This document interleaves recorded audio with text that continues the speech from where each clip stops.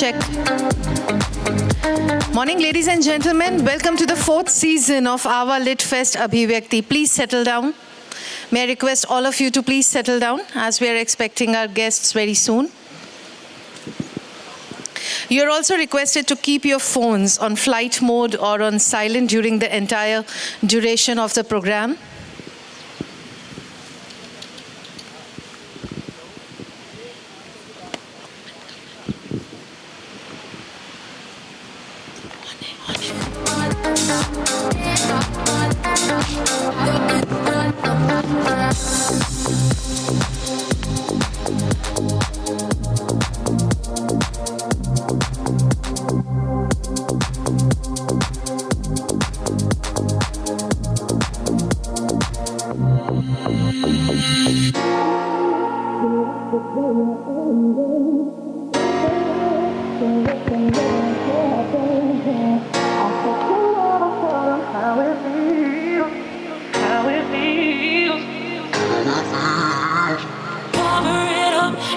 To play your own game, cover it up, don't let them know what you're thinking.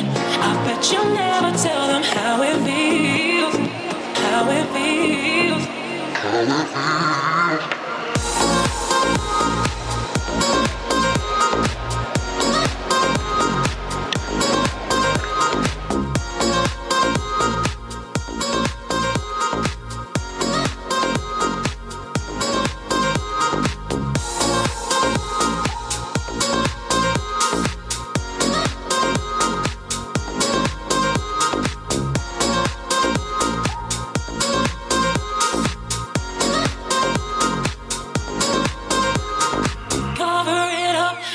To play your own game, cover it up, don't let them know what you're thinking. I bet you never tell them how it feels, how it feels. Cover it up, you like to play your own game. Cover it up, don't let them know what you're thinking.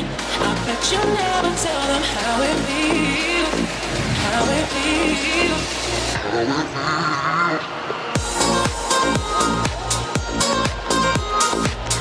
Respected Lieutenant General Manoj Kumar Katiyar, Ati Vishisht Seva Medal, General Officer Commanding in Chief Western Command. Mrs. Shochi Katiyar, Regional President AWWA Western Command. Esteemed veterans, distinguished guests, and our participants, a very good morning to all of you. It is an honor for me to welcome you all to the exciting third and final day of the AWWA Lit Fest Abhivyakti Season 4, a celebration of words and wisdom. We are honored to have with us several accomplished authors, poets, and speakers, including veterans, who have penned their experiences, bringing the raw and real emotions of military life to the pages of their books. Without taking more time, let us all embark on this literary journey together and immerse ourselves in the beauty of language and the power of storytelling. Ladies and gentlemen, I now invite Dr. Radhakrishnan Pillai on stage, who is our nation's top management thinker and accomplished author, admired and preferred speaker of IIMs, IITs, and prestigious National Defense College. He is on a mission mode to bring back ancient wisdom in a modern format. Please put your hands together for Dr. Radhakrishnan Pillai.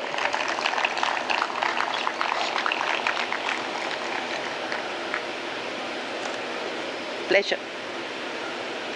Yeah.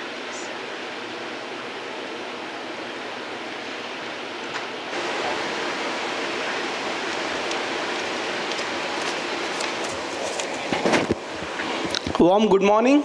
After yesterday's stand-up comedy, some serious discussions. Thank you so much, Lieutenant General Katiyar sir, Mrs. Shochi Katiyar, AWWA regional president, for putting this wonderful show together. In fact, first time that I came to know about AWWA Lit Fest was season number 1. I keep going to so many Lit Fest. In fact, I came from Bangalore for a Lit Fest only. But all my author friends made me feel jealous. तुम कहीं भी बात कर लो, AWWA में नहीं बात किया. Thank you, Vivek sir, for finally getting me here. Because I keep traveling all over India and talking about Chanakya books. But what is very important to know that, it's so interesting that we have a community which is not only about reading books, but also application of the theories. So when I was discussing with all my organizer friends that, what should I speak about? 20 minutes hai? What should I speak on? I said, you can speak on anything. That's the most dangerous.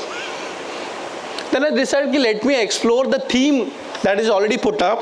Of course, it's Abhivyakti, but we have a great theme of season 4, which is explore, express, and experience. And I'm going to connect it to you have a story.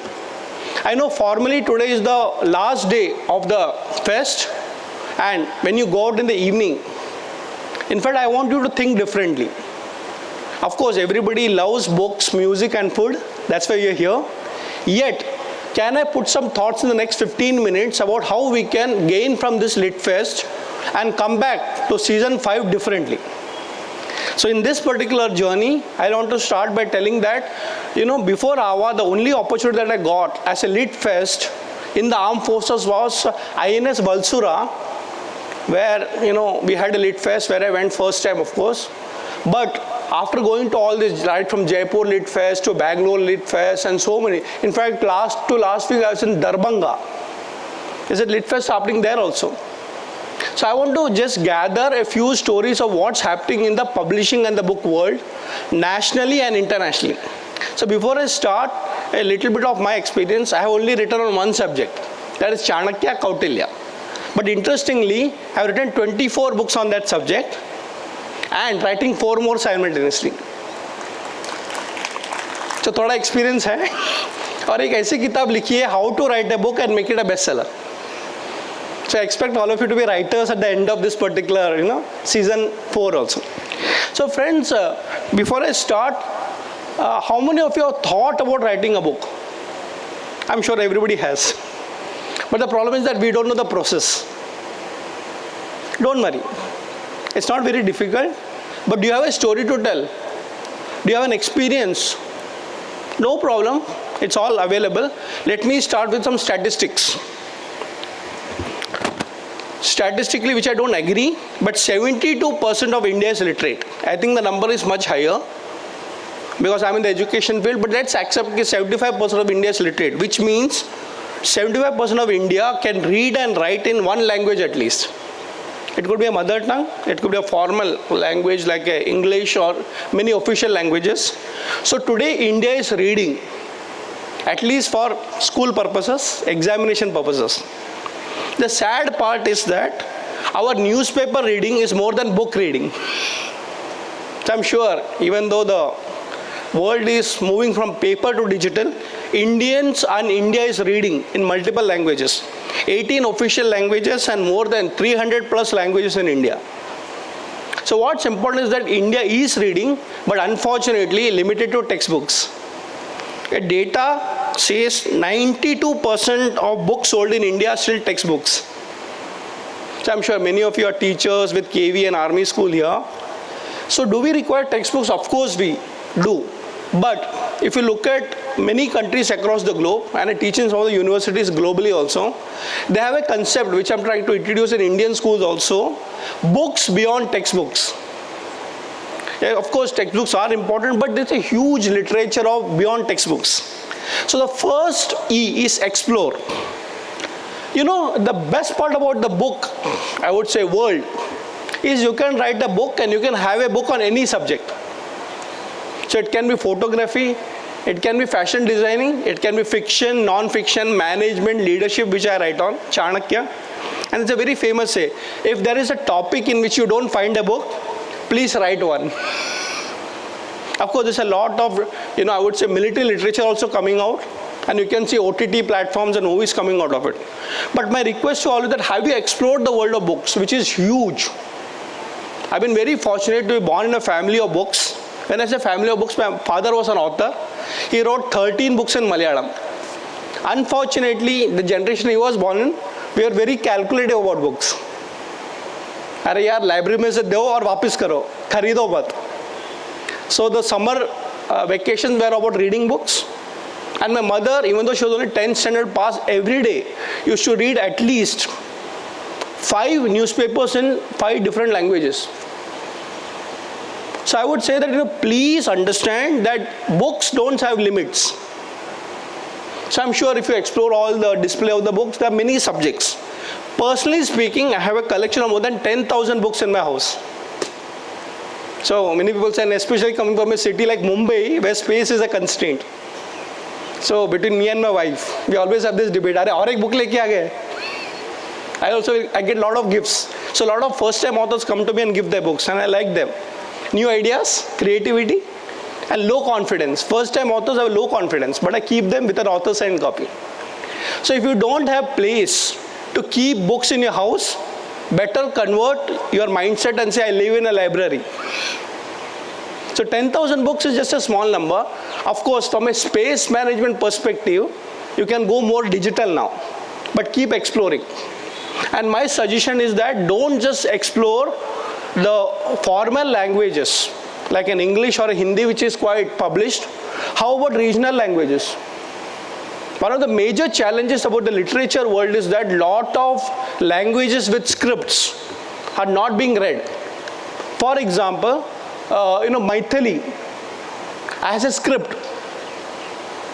A lot of people in Darbhanga and that region in Bihar speak Maithili, but they can't read Maithili.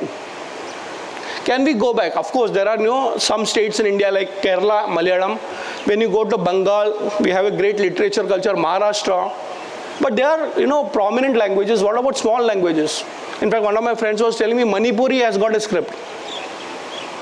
It starts that can we read back these particular small little languages? And the beauty is that if you don't know these languages, you can go to YouTube and at least get some orientation.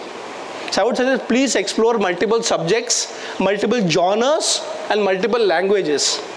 And India has got a collection of literature, and most of them are still in physical format, or what we say manuscripts. For those people who want to understand India's history of literature, please go to a website called as nationalmanuscriptology.com.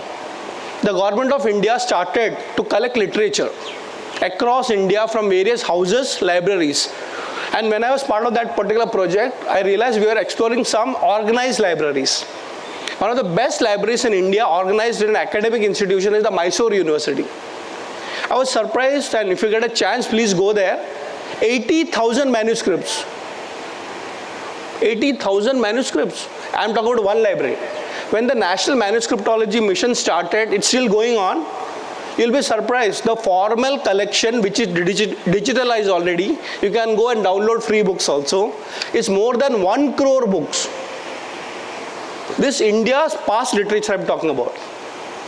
Interestingly, there is a category which I was very surprised. And that category, even I did not know till the last few years, it's called Jati Puran. Jati Puran? So when you look at the word Jati, it gives you a very negative, concept of casteism. No, Jati means the profession you are actually born in. For example, we are in the military.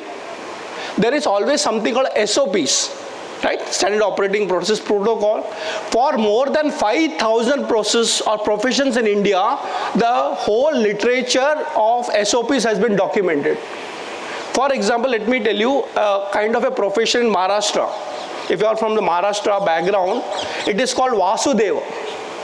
So what is a Vasudeva culture? They are actually trained in astrology, face reading, and they are also fortune tellers. They'll go to every house, they'll sing some bhajans and kirtans, and they'll get something paid. Of course, that profession is dead. But can you believe they have actually defined the process? What time to go, which house, they can't enter the house. So this whole process is documented in a category called a Jati Puran. Let me come back to something which most of us know, Vishwakarma, the god of engineers. How many of us know there is an SOP of that also? So we have this puja in most of the factories, right? Weaponaries also. So we have huge collections of different subjects. I'll not speak about it, but please explore different genres and you'll be surprised. So much knowledge is documented in the past in our country. Second is express. Very important. Writing is very important after reading. Please think about writing. I don't know how to write. No problem. Can you read a book? Of course I can. Can you make notes? You should. In fact, today in the mental health space, writing has been suggested as a psychological tool. So if you can write, you'll be surprised a lot of emotions get expressed. It is said, if you can't speak, sing it out. If you can't sing, write it out. So can you write? We have Vivek sir, he's also written fantastic books. I just want to tell you how writing can also become a profession. I'll give you 2 examples of successful ladies, because AWWA, whose husbands were more famous than them. 2 names, very popular names, Twinkle Khanna and Sudha Murthy. So you know, Twinkle Khanna, born in a family of very famous actors, Dimple Kapadia and Rajesh Khanna, and husband Akshay Kumar. She started writing. And surprisingly, I got an award with her in one of the award ceremonies. I was asking her, how did you start writing? Can you believe what she told? It was my psychological output. Because husband is very busy. I'm sure all ladies know. घर पे बैठ के बच्चे school गए तो क्या करें? But fortunately, I had the habit of reading. So in that moments when I did not know how to express, I used to read a lot. One journalist friend told me why don't you write? If you remember, her first articles that came in Times of India was Mrs. Funny Bones. Imagine writing small articles of 500 words, later on became a full-fledged book, and today she's doing a PhD in that subject. Let's come back to Sudha Murthy. I think no library in India can be complete without her books. Right? I'm so fortunate to have a lot of dialogues with her, and she told me something very interesting. Because she's, of course, apart from being an author, she's also promoted a lot of libraries in India through the Infosys Foundation. She told me something very nice. You know, of course, Infosys is a great company and I'm handling Infosys Foundation, but I have stories to tell. Do you have a story to tell? So think about this. Writing can be a full-fledged profession. So many people also have this doubt, and especially when you are worried about a children's career. Can writing give us money? Can it be a full-time profession, or is it just for, one more thing in the biodata? I will actually quote one of my very famous author friends called as Anand Neelkanthan. In fact, Amish was here. Amish is also a good friend of mine. How many of us know that Amish was a banker? And as you know, investment banker gives a lot of money. But to quit that and become an author full-time. Anand Neelkanthan was an Indian Oil Corporation. A very high post, and he decided to quit. His sister from Kerala calls him, are you mad? Paisa waisa milega kya? Government permanent job in a Fortune 500 company like Indian Oil. I asked his wife, and I asked her, sach bataiye, does it make financial sense? You know what she told? It makes more financial sense. So I'm not telling you to take it professionally full time, but it is also coming. And I'll tell you one more statistics. 8 out of 10 Hollywood movies which are super hits are based on books. Think about the Marvel comics. They are books, right? So if you want to explore that, express your thoughts in book forms or small articles to begin with. The last point is experience. You know, friends, in one of the categories of all the books, one is called travelogues. So whenever you travel, and Hamara to fortunately, because of all the transfers that we get, the end of it, we have a huge experience of Bharat Brahman. And many of us have international Brahman also. You know, the experience that you gather is unique. Somebody must have gone to the same place again, but when you go, you look at it differently. For example, today morning, after getting up and my initial exercises, I went to a temple called as Chandi Mandir. And I was surprised, many people have not gone to that place here. I have been to Chandigarh many times for a lot of government projects and all those things, but the first time I came to know that actually Chandigarh is part of a 5,000-year-old history.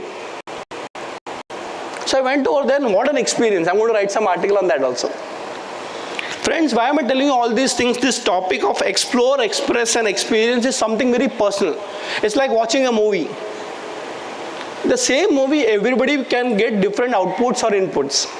Somebody likes the cinematography, somebody likes the dress design, somebody likes the music, and somebody aspires to become a filmmaker himself or an actor. So with all these books, do you have a story to tell? So I want to tell you that you can and you must. So I would like to end here with a small story, a real story, because I am known as an author who likes to create more authors. This story is about Dr. Rakesh Sinha. Anybody who knows the name? Even I did not know. He's a very, very famous gynecologist in Mumbai. So I met him when one of my books was released in Bombay Stock Exchange. And then the Director General of Maharashtra Police, D. Shivanandan sir, introduced me. He's Dr. Rakesh Sinha. Okay. I'm not from the medical field, but while introducing, he told he's one of the finest gynecologists in India. And he's got 2 Guinness Book of World Records.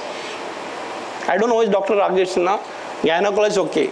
And he used to jokingly tell, what is PlayStation for you is workstation for him. But I asked him, sir, tell me one thing, you got 2 Guinness Book of World Records, what is it into? He gave me some medical explanation and all those things. I did that and all those things, okay. Why did you write a book? For a first time author who's so professional, I don't know how to write a book, don't worry. I pushed him, I taught him the process. After 1 year, he calls me up and says, my book is ready. Why don't you come for a launch? We had a lot of book launches also here, right? I went for the launch, it was in Taj, Mumbai. The who's who of Mumbai was there, a lot of autograph. Now, part 1 is when he became from an experienced person, a world record holder, to an author. But there's a part 2. After 1 week, my wife calls me, Surekha, and says, Radha, come here. So there's in Times of India, there's a small article. Is he the same person whose book launch you went to? Dr. Rakesh Sinha. He died while running for a marathon. Today was a marathon. I'm sure we are fitter. So he collapsed while practicing for a marathon. I said, yes, he's the same person. Of course, then I went and all the condolences. The story begins now. The story begins. So I forgot the story and I'm sure, okay, book likh diya, koi baat nahi. After about 6 months, I was in Bangalore. And for all those people who are not aware of Bangalore, there's a huge bookstores, not 1 or 2, 18 of them. It's called Sapna bookstores. And they're like 2-3 floors minimum. And they open branches in other parts of South India also, Coimbatore and all that. And what I like about exploring books is that categories. In Bangalore, there's a very interesting category. So if you go to Mumbai, Delhi, the way they categorize and collate the books is very different. So in Mumbai, it's all about, categories, fiction, non-fiction, management, etc. But in Bangalore, I went to Sapna bookstore in Indiranagar. There is a category of bestsellers called as textbooks. Textbook has bestsellers. Let us not underestimate that. Textbooks sell a lot. So I said, let me explore because I have some academic background, so let me go and see. And in textbooks, there are bestsellers and engineering college, medical college, etc. Medical subject. And I was surprised, the book number 1 at the bestseller list was Dr. Rakesh Sinha. I just went to the salesman and asked him, okay, is it true this book sells? Sir, you are fortunate. What? There is few copies left. These are hot selling books. Textbooks, hot selling books. I called the store manager to verify. He said, sir, for all medical college, this is the most important reference book. When I got the first copy of the book, I remember when Rakesh Sinha was there, it was so boring because I don't come from that medical background. It was very technical in nature. I said, ye kaun padega? Mere liye to nahi hai. And surprisingly, today every medical student reads that book. Afterwards, I called his family and found out, do you get royalties? We are getting more money than what we thought.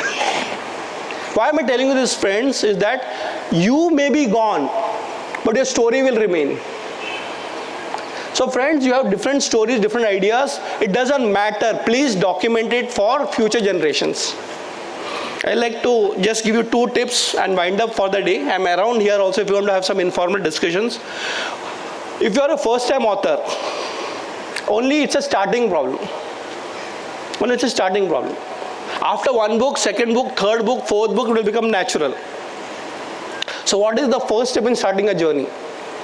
I do workshops on how to write a book and make it a bestseller. And I will pass on the videos for all of you. You can watch it at your leisure. There are 3 stages of the writing journey. The stage number 1, step number 1 is called writing a book. That's where the starting problem is. But a lot of people can write, but the second is more challenging, publishing a book. You may write a book, but you may not know how to publish it. So a lot of people go into self-publishing. That's also one method. But I've been fortunate, I've written with 7 publishers, the world's best. Random Penguin Book House, Rupa, Amazon, Jayco, of course, that my maximum books. And of course, I travel globally, and I can tell you this, to get a good publisher is also a scientific process. But the third step, after your book gets published, how can you make it a bestseller? Because books are there. And that's where the journey is very different. I'll talk about it some other time. And if the AWWA group wants me to come and do a workshop, I'm more than happy. I just want to say, friends, you know, here is a world of books that is unexplored. Try to explore. Start by being a reader, but the journey should end by becoming an author yourself. So can you look at a Twinkle Khanna or Sudha Murthy in you? And when Sudha Murthy took the oath of becoming a Rajya Sabha MP, I don't know if you've seen those videos, her first introduction to the panel was, I am not a politician, I am an author. Welcome to the world of books. And as they say in the military, once a soldier, always a soldier. So in the same way, once a book lover, always a book lover. Thank you so much. Ladies and gentlemen, let's give a big round of applause to Dr. Pillai. We are grateful for the time and effort you put into sharing your expertise with us today. It was a privilege to learn from you, and I'm sure everyone here found their perspective both inspiring and thought-provoking. Thank you so much. We request Mrs. Shuchi Katiyar, Regional President, AWWA, Western Command, to please come up on the stage to felicitate Dr. Pillai.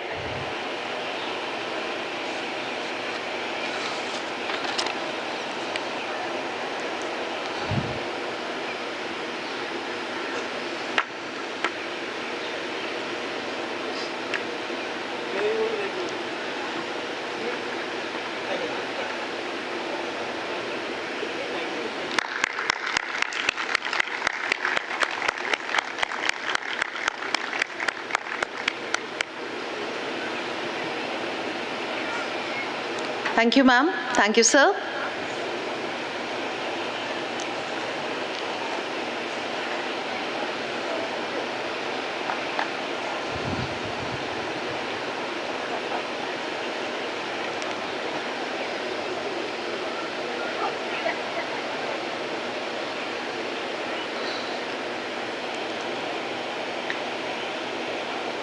It is an absolute honor for me to participate in the book launch of one of the distinguished veterans, former Army Commander, Western Command, Lieutenant General Kamaljeet Singh, Param Vishisht Seva Medal, Ati Vishisht Seva Medal and Bar, retired, on stage. May I request you, sir, to please enlighten us about your book, General's Jottings.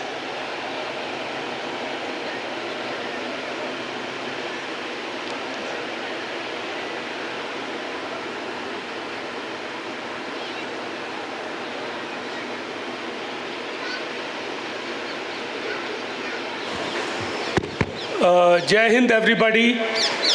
Firstly, I am absolutely delighted to be here, and I am in some kind of awe to see this kind of organization over here. So congratulations, Mrs. Katiyar and her team, and of course, General Katiyar, who had to support her. And also, I am humbled by presence of General and Mrs. Malik and other veterans. Now, my problem is, General Gill, who was my subordinate at one time, firstly told me, marshal in here at 9 o'clock. And second, he told me, sir, you have 2 minutes. So let me, with indulgence of Mrs. Katiyar, take 5 minutes, if I can, please. So basically, my another challenge is, I'm a first-time author. Writing a book is challenging. Publishing it is challenging. And convincing people to read is the biggest challenge. So luckily for me, Dr. Pillai has, like Virender Sehwag, set the stage. So let me pick up the ropes from there. When I was about to re-attire, I don't use the word retire, I say re-attire, I looked at various possibilities to keep myself engaged. So one was to delve into this sphere of what we say scholar warriors, pretending to be scholar warrior. So I said, okay, let me start a PhD. I finished it last year at the age of 67. So I said, okay, let us think of organizing a military literary festival. When we went and told the people who organized the Kasoli Literary Festival, they said, this is oxymoron. Military and literature, how do they gel? So then we tried to tell them that we have better halves. We have ladies who bring in poetry, writing. So with some help from ladies, and thank God AWWA has taken up this venture, but many of you may not know that the first military literary festival in world was organized by Western Command. Please clap for that. That was done in Chandi Mandir in year 2016. And I had the privilege to host it along with my Chief of Staff, and General and Mrs. Malik were very much there. Amrin Jedi was there. Rachna Bisht was there. So we used a combination of women power and men to launch that thing. So compliments, congratulations, you've taken it at a different level. I must tell you that. Now, the second thing was to convince the editors to start a column on military affairs in newspapers. Now, it was difficult because a lot of people write, like Jal Bhupinder writes very prolifically, a lot of veterans write.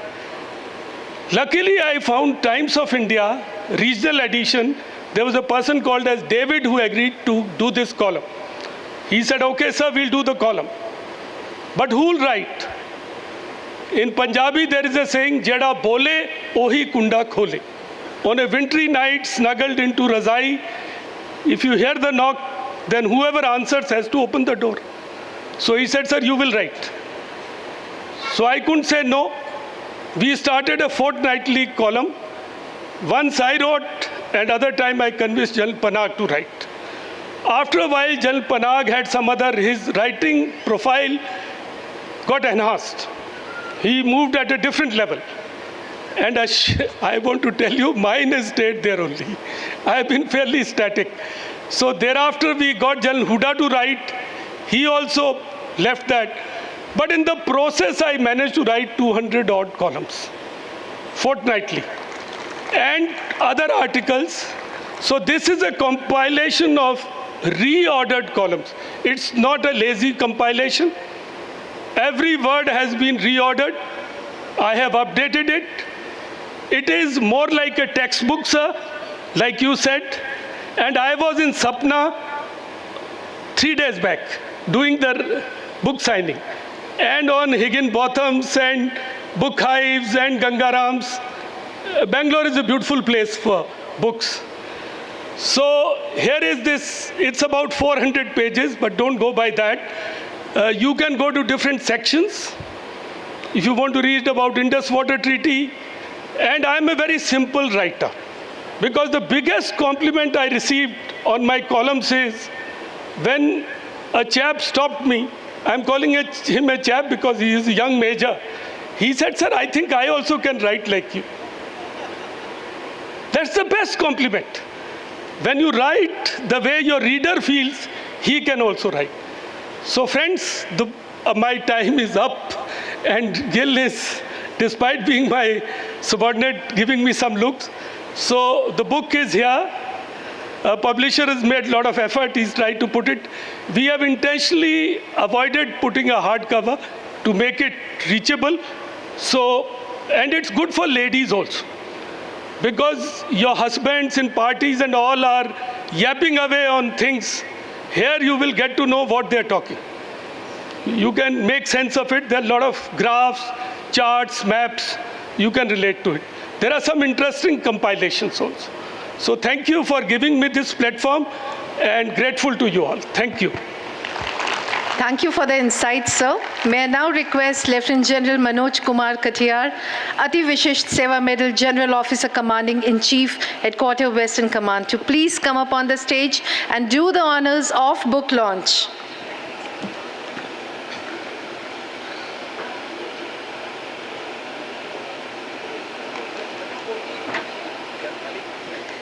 May I request General Malik sir also to please come up on the stage for the book launch. Gil sir, may I request you to please accompany sir.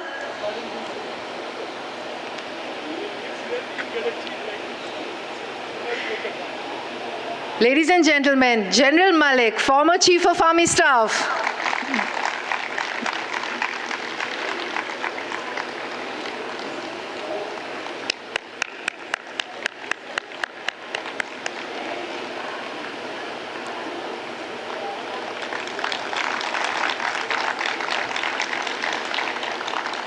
Congratulations, sir.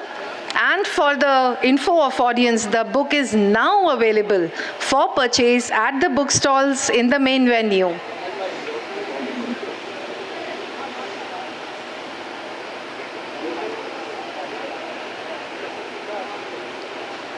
Thank you so much, sir. Congratulations once again.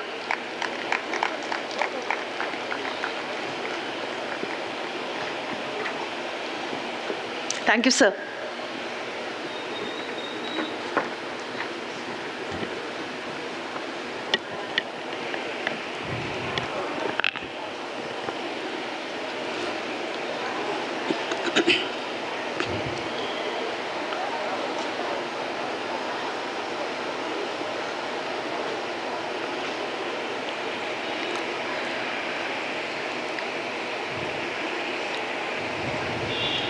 We have a panel discussion on rekindling the habit of reading. I have the privilege to introduce the panelists. Mr. Ajay Jain, who is an author, photographer, traveler, and founder of Kunzum, a chain of boutique bookstores. I welcome you, sir. Mrs. Vandana Bhatia is the director and founder of Highbrow Scribes Publications. I welcome you, ma'am. Shaguna Jain is a media professional associated with a number of literary activities within the Tri-City. She is a part of the first batch of Masters in Mass Communication from Punjab University. I welcome you, ma'am. Now I introduce the moderator, Mrs. Soni Sangwan, who is a renowned journalist and a name in editing and content writing. She has recently edited the book Abhaya, Breaking the Silence. I welcome you, ma'am. Over to you, ma'am.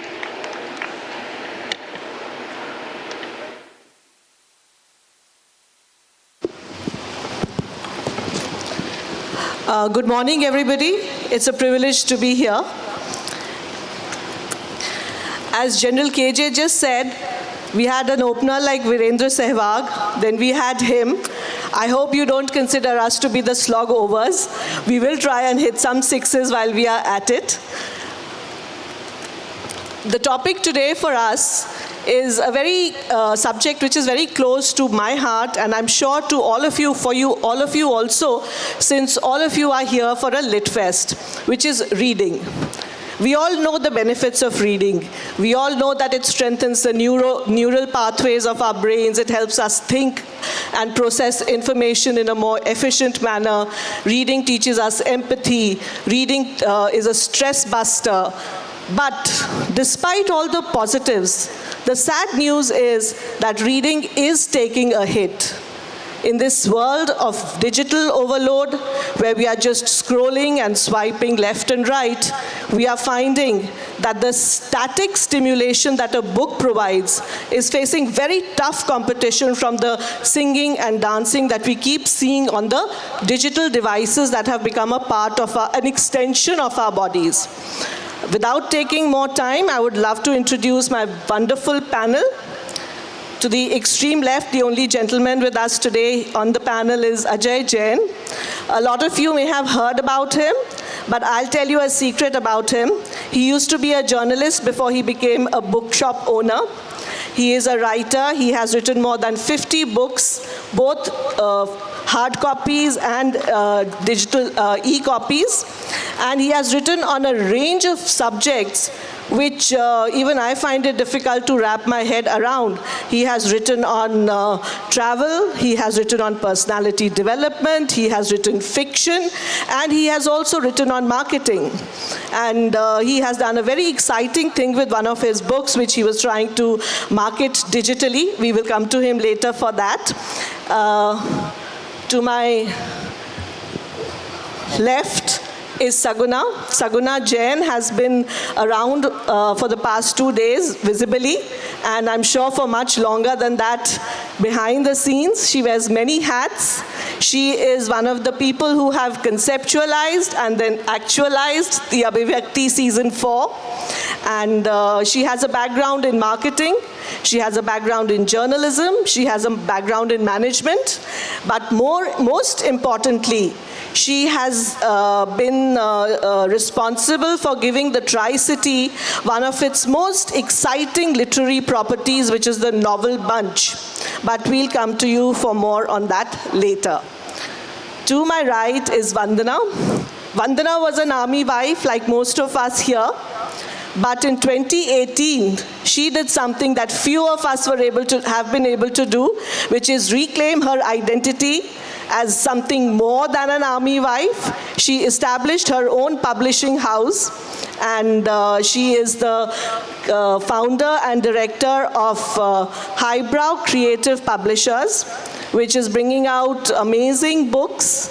And any manuscript she touches, first of all, she's very picky. She sees her subjects very carefully, but each project becomes a passion project, and she sees it through from inception to the bookshelves.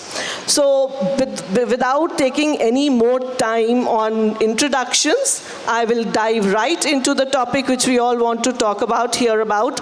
We'll start with Vandana, and since she's from the publishing world, the biggest drawback when it comes to reading is the availability of books.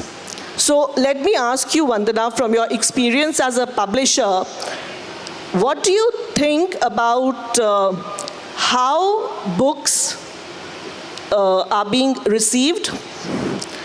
Is the market actually dwindling? If books are being bought, who are our readers? Very good morning to everybody, all the esteemed guests here, and thank you, AWWA, for giving me the opportunity to be on this platform. So coming back to the question, I would say that India is a diverse country. It has diverse communities, religions, and so hence the reading genres as well. Different people, they like to read different kinds of books. Now, if the readers cannot relate to the storyline, they don't pick up the book. Maybe we Indians have the habit of relating us to our surroundings, so that is really affecting a lot. So many of the Indian writers, they write according to what they see around, what we experience. So the readers, when they feel connected to the stories, when they feel connected to the characters, to the plot, they go out, they buy the books. They like and they love to be around the books. They read that. And yes, we see that the reading culture is going down, but it's just, I think it's just in numbers. Maybe if we see the data only, we can see the number is going down. But I don't feel like that.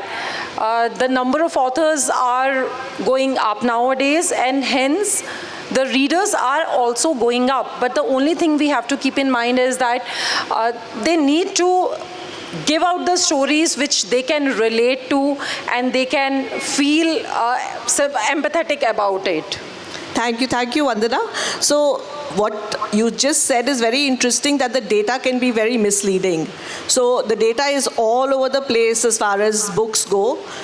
Post-pandemic, reading went up in a big way. 2022, it fell slightly, but the prognosis for 2025 is very positive.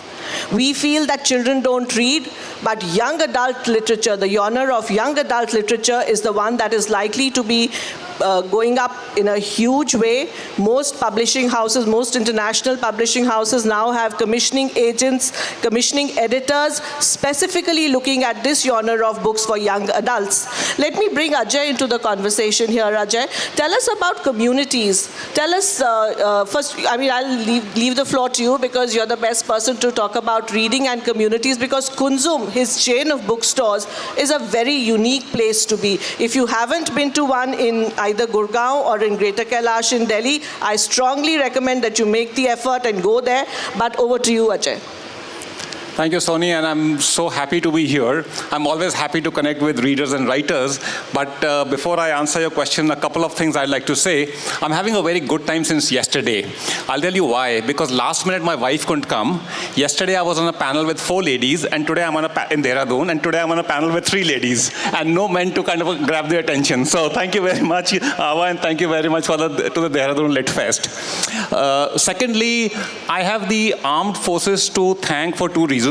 I've been a traveler and I've been doing road journeys across India, across the Himalayas, and on at least a few occasions, the army came to my rescue when my car got stuck, so they pulled me out, or when I was low on oxygen in Ladakh, they gave me oxygen, so thank you. But more importantly, I can attribute some of my micro fame to the sense of humor of the armed forces, because one of my initial books, which did very well and continues to do well, is called Peep Peep Don't Sleep. And it is a collection of funny road signs that I captured on the highways, and they were all written by the BRO and other arms of the armed forces. So thank you very much for your sense of humor. So that matters a lot, right? And before I come to Kunzum, the message I want to start with is all of us sitting here are sitting in a position of privilege. And when I say privilege, there is privilege of 2 kinds. One, we live in a very secure country. Despite all the problems that we have, like the armed forces ensure that no intrusion happens beyond the borders. Look at what's happening in the wars in Palestine, in Lebanon, in African countries, in Ukraine. The battles are not soldier to soldier. It is soldier to civilian and civilian to soldier. What is this cowardice? Right? At least in our country, we fight at the border and keep the intruders at bay. On the inside, while there are hundreds of millions who are not in a position to, there are also so many of us who are in a position of privilege. And if we don't use our privilege to our advantage, then we are just wasting what we have. Because there are hundreds of millions people who cannot read for 3 reasons. One, they don't have access to books, which is they don't have bookshops or libraries around their house. Number 2, they can't afford those books. Number 3, very importantly, they can't read books. And if all of us here, we don't read books, we don't use our privilege to spread the culture of reading, we don't touch other people's lives, but we can touch other people's lives only when we read. All of us above a certain age, we grew up reading books. That was the only thing we did. There was no other entertainment. And what's happening today, even our generation has stopped reading because we become kind of just slaves to digital, right? And just think about it, think about your memory. Your memory of things that happened before the year, say, 2004, 2005 is very sharp. Whatever happens after 2005, we don't recall and process very fast. Why? Because we've got addicted to these screens. We have to go back to reading. We have to go back to the basics. The basics are basically a healthy living. What is healthy living? Eating well, leading a good lifestyle, interacting with friends, doing things which matter to our soul, to our body. I think that's what we need to focus on, right? And if you're not doing it, right, then we have no reason to complain that why are we having a problem? Why are our children having a problem? Right? I'm sitting here, the air is much cleaner. Come to Delhi. Like, you can't breathe over there. right? The environment is an issue. But where does all this enlightenment come from? It comes from books. Absolutely. So coming to communities now, if you can tell us about what you're doing at Yeah, Kunzum. so our idea is, see, I got into setting up bookstores not because I was looking for a business opportunity. Yes, it has to be a business like everything else. But for me, it was more important that we use bookstores as a medium to spread the culture of reading, to infuse culture and creativity in our lives. And what do we do over there? When we designed our bookstores, they're just not places for commerce. It's a place where people come together. We do events. We do at least, across our stores, we do at least 20 to 25 events a week, which is not just book launches, but there are music events, and there's theater, and there's talks, there's film screenings, all kinds of things happen, because it brings people together, right? We have created spaces for people to sit, to read, and we offer coffee. And coffee, when you come to Kunzum, is on the house. But there's a rider. You have to buy a book. You cannot pay for the coffee. If you want to have a coffee at Kunzum, you have to buy a book. Otherwise, I'm sorry, we will not serve you the coffee. Right? So head to Kunzum for your coffee. Ajay, you hit the nail on the head when you said that reading is all about community and sharing. Recently, I read a book called The Psychology of Money. And in that book, the author narrates an incident where Joseph Heller, the famous writer who wrote Catch-22, is attending a party with a friend in some very rich man's house in San Francisco. So his friend tells him that, this man has more money than you have ever earned from the sale of Catch-22. So Heller replies, yeah, but he has something which I have something which he can never have. So his friend says, what? He says he can never have enough. What a powerful statement. The day we realize that we have enough, we will be able to appreciate what is the most priceless commodity, which is our time. So I read and I shared. That's one of the reasons why I read. I read because I love to share with my friends what I have read. Tell me, Shaguna, why do you read, and how does the novel bunch fit into all of this?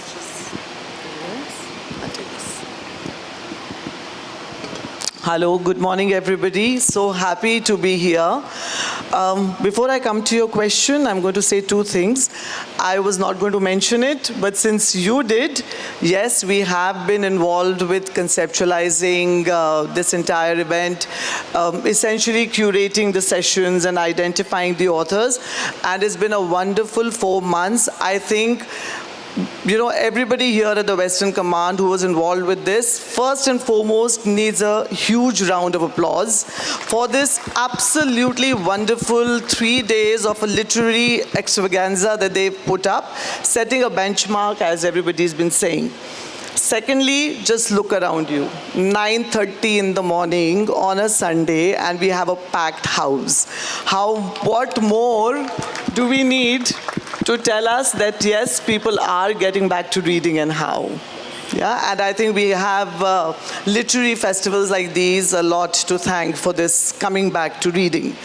Now to come back to your question, how did I start reading? Why do you read? Okay. And tell us how the novel bunch fits into this. Okay, so that's that's in 3 parts. Okay, so I started reading very early on, and I will not give a cliched answer like my parents really read, so I started to read. No, my parents never read.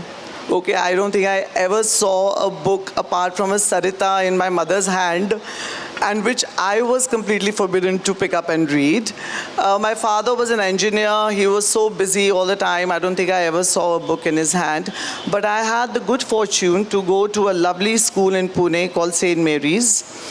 And that is where the teachers, kind of really instilled reading into us, the habit of reading into us, and in such an interesting manner that I don't know why schools today do not do it anymore. We used to have reading competitions. Just pick up a book, keep reading. Dr. Pillai, this could go into your next book. Keep reading till you fumbled, because if you fumbled, then the next person got down to reading. And it became a kind of a game. I would think it's a great strategy to bring the kids back to reading in today's times. So If I can just butt in here, Sure. the thought just came, which I'll forget if I don't say it right now. You mentioned about this reading strategy, which I think we should all make a note of, is that passing it on, relaying it, and a way of doing it now in this digital world, how we can get kids into it is by by using apps like Goodreads or Fable, where you can keep track of what you're reading, where you can keep a reading journal, where you can set your own goals, where you can write your own points, and you can be part of online communities for reading. Thank you. So okay, you've Novel bunch. Okay. No, but before that, why I read. So why I Being read... a good moderator. Why I read is because I think I learned a long time ago that books were my best friends. They helped me grow. They never let me feel lonely. Even if I had nobody around me, there was a book always by my bedside. What I am today, what I speak today, what I think today is all books that I have read. And I think the reason why I sit here is also because of all my reading and how they've helped me grow. So I don't think one really needs more reasons than that to read, right? Okay, now Novel Bunch, which is what you asked me about, which is an organization that is truly, truly close to my heart, has a little, I will not take too long, I know time is of essence, but just to let you know that we founded the Chandigarh Literary Society in 2012. Mr. Vivek Atre is here, and it was essentially Mr. Vivek Atre's brainchild, and I was fortunate that he asked me and we both joined hands to start this society in Chandigarh. We will be, in fact, celebrating the 13th edition this year of the Chandigarh Literary Society. But unfortunately, I think after about 6-7 years, we realized that we are probably doing exactly what the other societies all over the country or the world are doing right now. My biggest angst was that we keep giving the platform to all the well-known authors, to all the well-known names, who just who seem to keep doing the rounds of all the literary events all over the country. But what about the new authors? We keep saying that people are not reading. Believe me, if there's good content out there, people will read. Okay? Now, we are not encouraging the new authors and the new poets enough. The poor civilians do not have the army in their lives, okay, where they have events like the AWWA Lit Fest, where this year we are, we've got about 50 or 60 AWWA authors who have taken stage in the last 3 days. So many first-timers also. First-timers. Ab bichare civilians ko kaun chance dega? So we at Novel Bunch decided to step in. So I'm going to now give you all 2 minutes to think about any questions that you may want to ask all of us. And while you are thinking, let me just put another question to you, Ajay, about do you feel books are facing a lot of challenge from digital books, from audio books? What do you think about the thought that, do you have any kind of, that snob value of a hard paper and hardbound book in your hands, or are you okay with people reading online, or if people hearing books instead of reading books? I think the companies, the platforms, the people who are creating these platforms for ebooks and audiobooks, I think they have more money to invest in PR than those who are doing printed books. Because statistically, over 85% of books that are being read in a country like the US are print books. This figure goes to over 90% in Western Europe and the rest of Europe for that matter. In a country like India, that figure is over 95%, which means that people who are reading books, who like to read books, are still reading print on paper. There's a lot of hype around ebooks, there's a lot of hype around audiobooks, but I don't think they're cutting it in terms of numbers. Secondly, what paper does to you, the way it wires your brain, the way it kind of plays on your psychology, whether you're reading on paper or whether you're writing on paper. Like when I write my books, I first write all my points in longhand. because that's how I've been trained in school. Right? So likewise, when you're reading, and even when I'm editing my books, I need to keep taking multiple printouts of every draft, and only then can I correct it. So I think we should not be really worried, because print books are going to stay, because as the challenge is how many people are reading books in the first place. But those who are reading, like most of them are reading print books. My family is kind of divided on this. I love to have a book in my hand. My husband has his Kindle, and my daughter has her tab. Both the father and daughter are new age. They want to have a slim volume in their hand, but I like to have a thick, bulky book, the feel of it, and the sense of accomplishment you get when you finish it. Yes, I would Savanna? just like to add one point here, as Ajay said. You feel connect when you have paper and pen in your hand. Your emotions flow, and you are able to actually jot down what you are feeling. So I feel that connect with the paper. Is there any strategy that we can give? I would love for everybody from here to go home with concrete takeaways. So any strategy for rekindling the habit of reading? Shaguna, anything you would like to share with us? Yes, Actionable strategies. Yeah, sure. I think, of course, literary festivals and exposing people and children, especially bringing school children and college children to these events and having them expose themselves to the authors and to see that how interesting it is to be authors and how much of an accolade. I think today the authors are such big celebrities. They are taking stage with earlier the celebrities were only equated with Bollywood and Hollywood. Yes, it feels really good when people come and ask you to sign your book. But now, thanks to the literary festivals, what is happening is that the authors, which were only names earlier, are now being given faces to.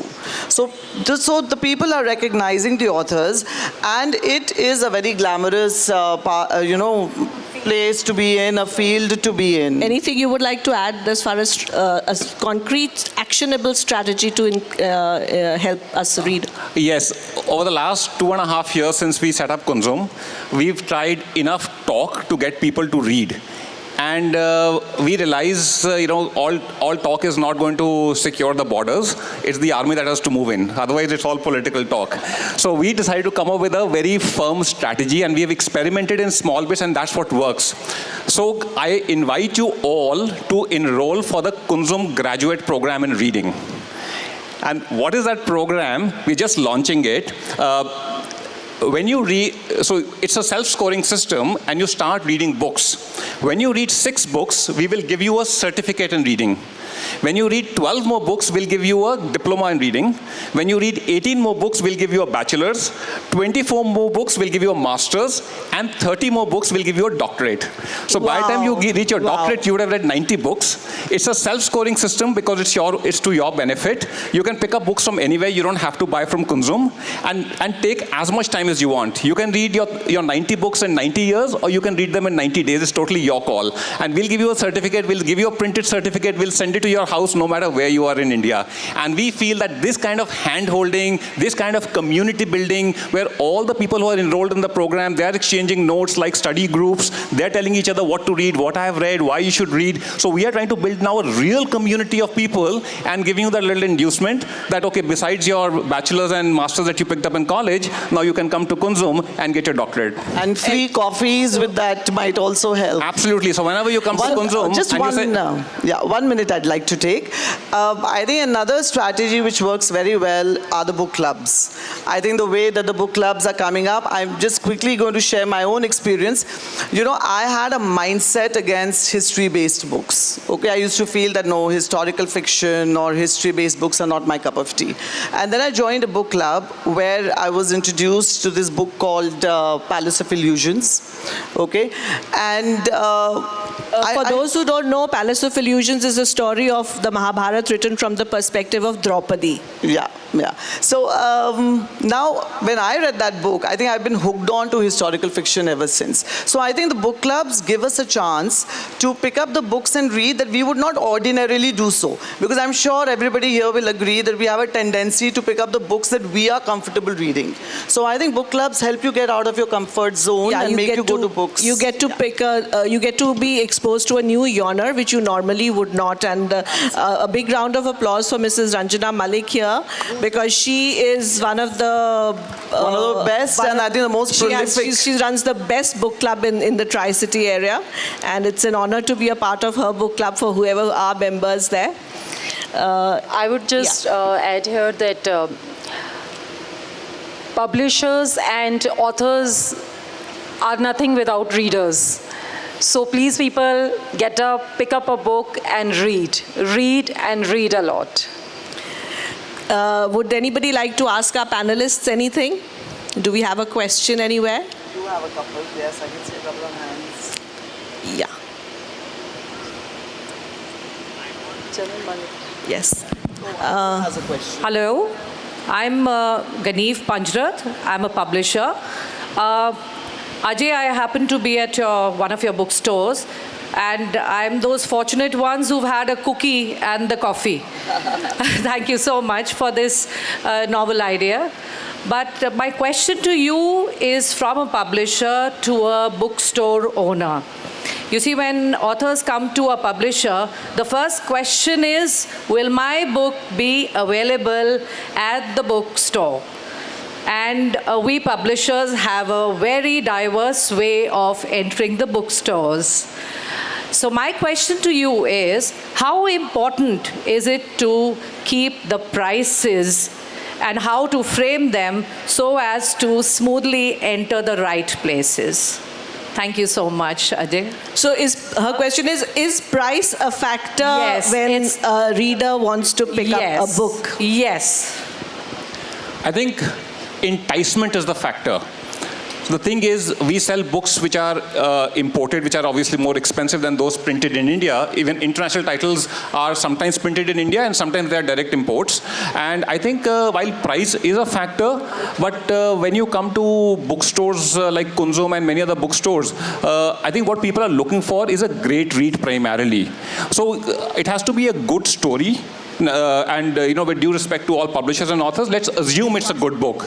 But more importantly, my ask of publishers and authors, and this is what I tell, because every day we have, like little starry-eyed author coming to us, can you keep my books in the store? I said, look, keeping your book is the easy part. I've got 35,000 different books in my store.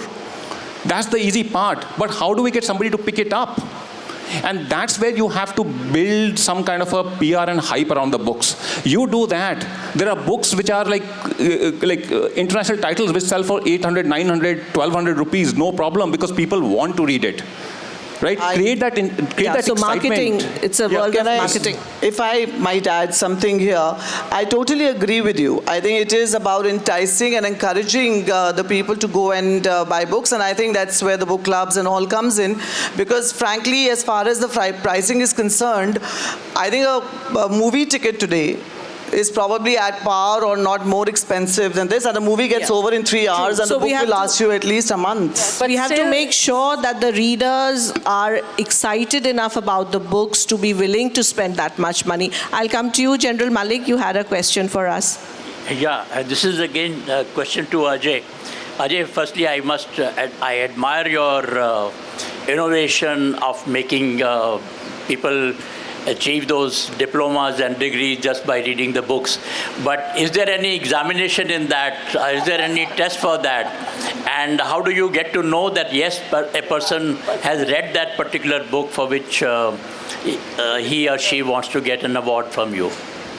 Well, since the reader is the sole beneficiary, right? It's really self-scoring. It's like, I think, I haven't played golf, but a sports journalist friend of mine told me many years back, he says golf is the only sport where you do self-scoring. And golfers here would know, right? Game of integrity. Yeah, so even reading, it's all about you. We are here to handhold, we are here to encourage, we are here to give you ideas, right? But, you want, like for us, you say, I've read 90 books, give me a doctorate. I'll say, yeah, please take it, I trust you for it. But have you read those 90 books? It's the benefit and the integrity is yours. Since I'm a golfer, I must add here that the rule book of golf says, and my son, who's a rules official in golf, tells me that the first rule says that golf is a game of integrity. It's the honor system. You wanted to say something, Vanda? So I'll just sum up now. Thank you so much for being such a wonderful audience. Thank you all for being such wonderful panelists. I will just sum up with few takeaways. Schedule a reading time. Carry a book with you, with your phone. So when you're sitting, waiting in the doctor's office, you're waiting for an appointment, instead of scrolling, open the book. Go for ebooks, go for audiobooks, just go for books. And join online communities if you can't join real life communities. I'll end with my final thoughts. Reading is a powerful tool for empathy, understanding, and personal growth. By rekindling the habit, we can create a more informed, compassionate, and engaged society. Let's continue this conversation and inspire others to join the revolution. Thank you so much. Thank you, Abhivyakti, thank you, Western Command, for giving us this platform. Really grateful. Thank you so much. Thank you so much. This panel discussion on rekindling the habit of reading was indeed very informative. Now, I have the honor to request Mrs. Shuchi Katiyar, Regional President, AWWA, Western Command, to kindly come up on the stage to felicitate the panel.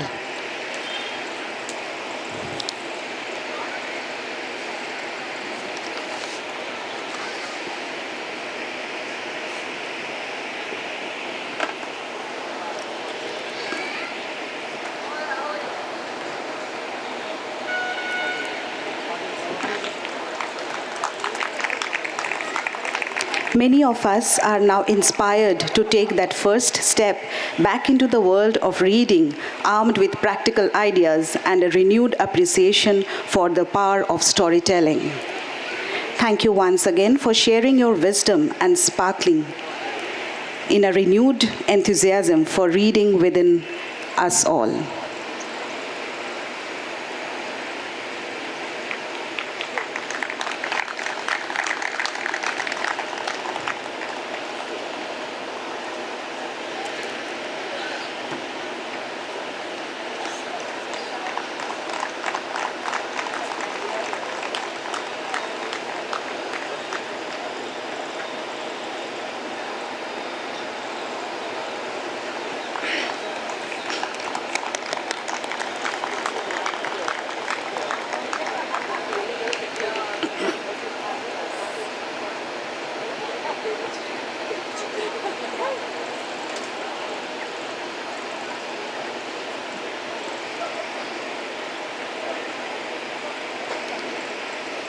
Thank you so much, ma'am.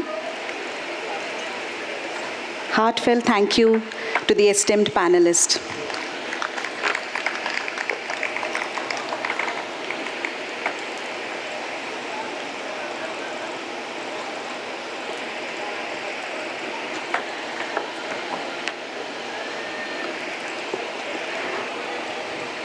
We break for tea now, but I request everyone to come back at 11:05 for the next session.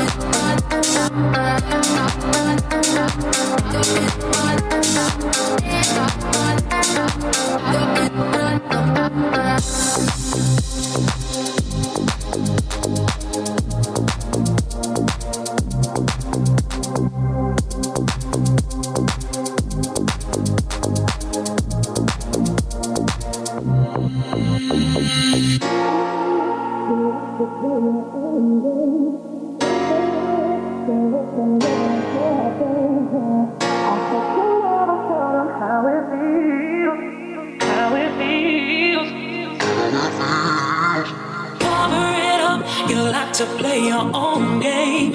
Cover it up, don't let them know what you're thinking. I bet you'll never tell them how it feels, how it feels.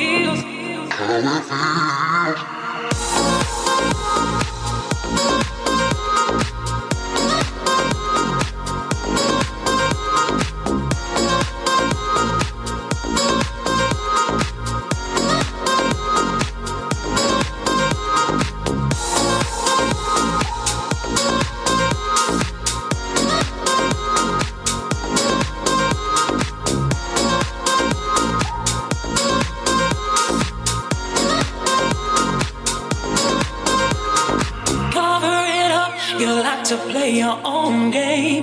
Cover it up, don't let them know what you're thinking. I bet you'll never tell them how it feels, how it feels. Cover it up, you like to play your own game. Cover it up, don't let them know what you're thinking.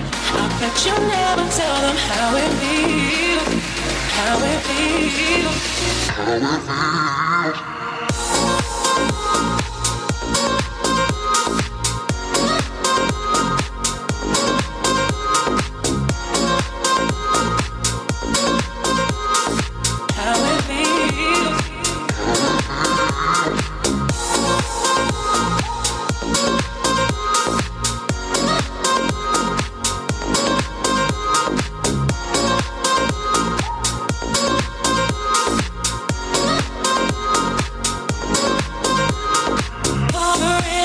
You like to play your own game. Cover it up, don't let them know what you're thinking. I bet you'll never tell them how it feels, how it feels. Cover it up, you like to play your own game. Cover it up, don't let them know what you're thinking. I bet you'll never tell them how it feels, how it feels.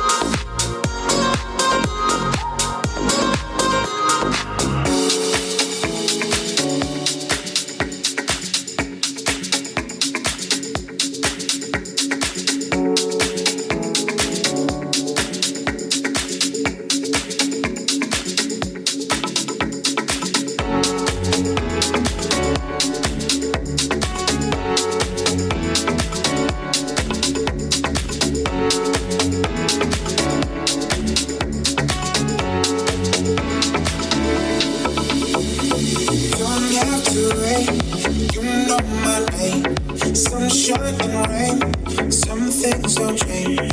Thinking about the days we were younger, innocent in our ways. We were young, girl. Nothing really mattered. I could always count on you. Your touch will leave me breathless, so let me get it back to you. My thing she do,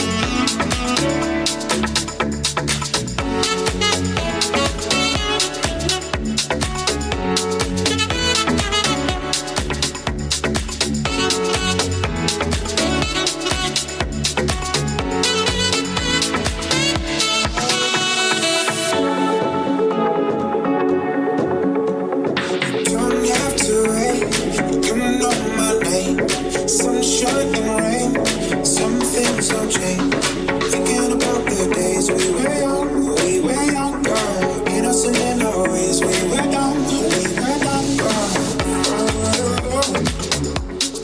Nothing really mattered. I could always count on you. Your touch will leave me breathless, so let me give it back to you. My friendship don't. I told myself to catch feelings. It's no use. Cause I'm done with you.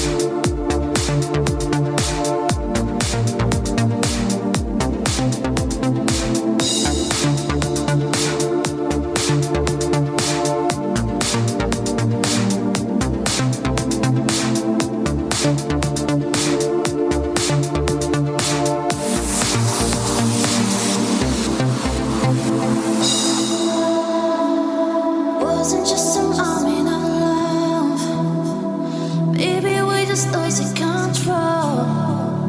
Without it all feeling like lost. I need some more, I need some more. I need it again.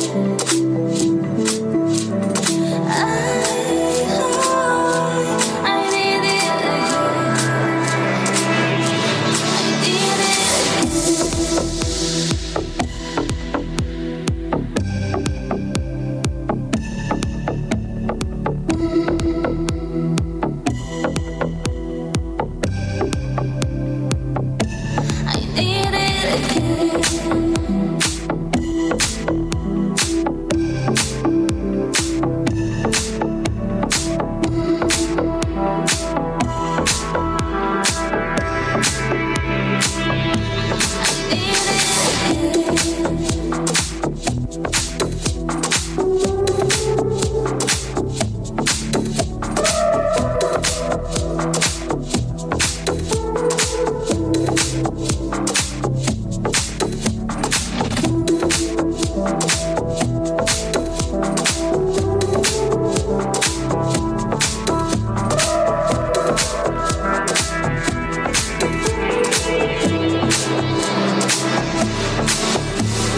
wasn't just some army alone. Baby, we just lose control. Without it all feeling like lost. I need some more, I need some more. I need it again.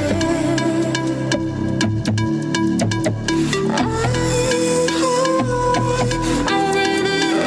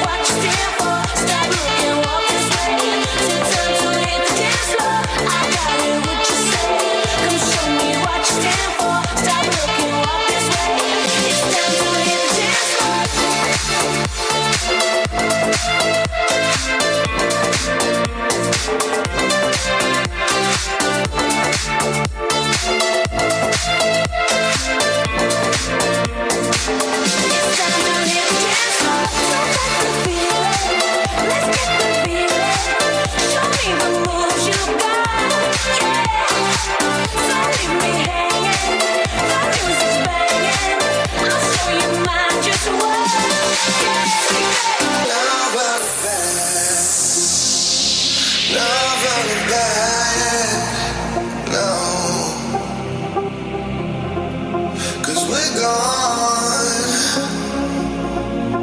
there's no place I'd rather be. 'Cause we're gone when you're staring back at me. 'Cause we're gone and you're staring back at me.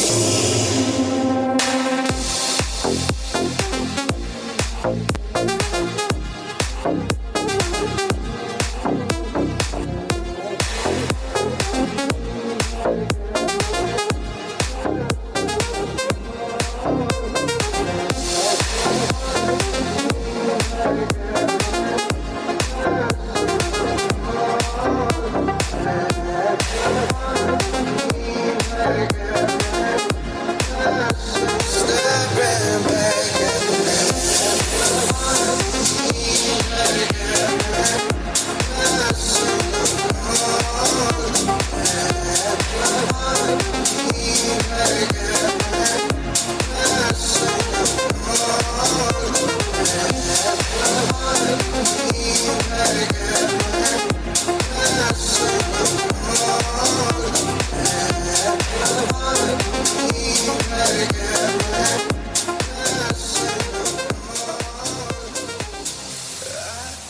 Looking for a way out, I can't find my way now.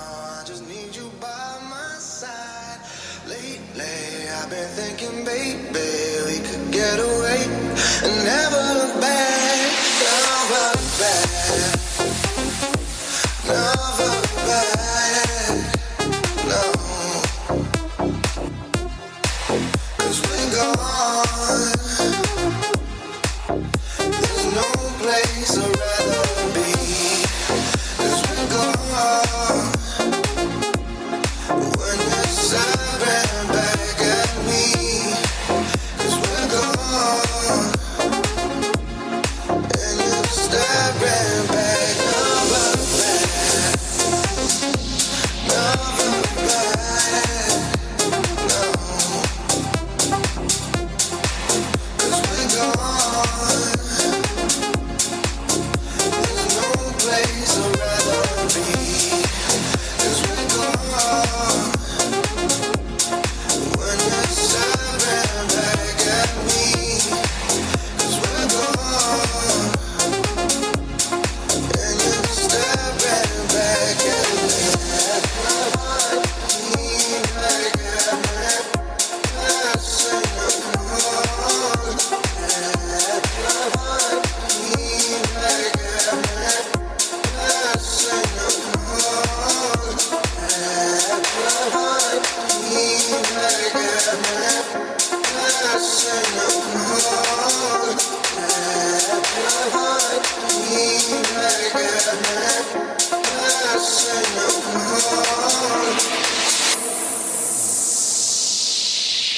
I'm sorry that you feel that way.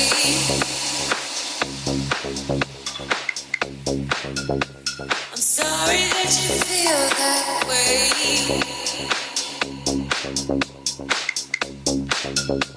I'm sorry that you feel that way.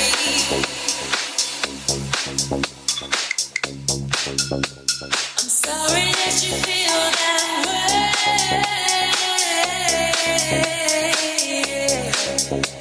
I'm sorry that you feel that way.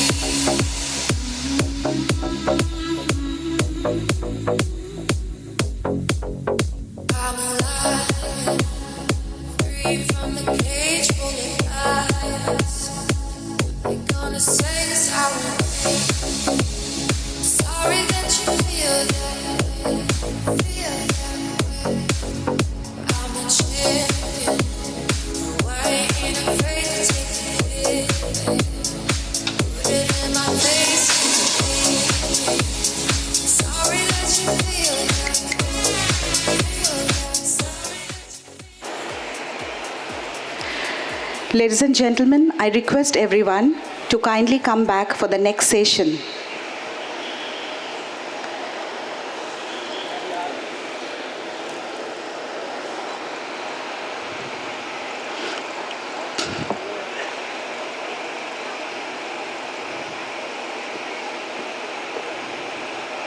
I request all the NCC cadets and all the children to come back and take their seats, please.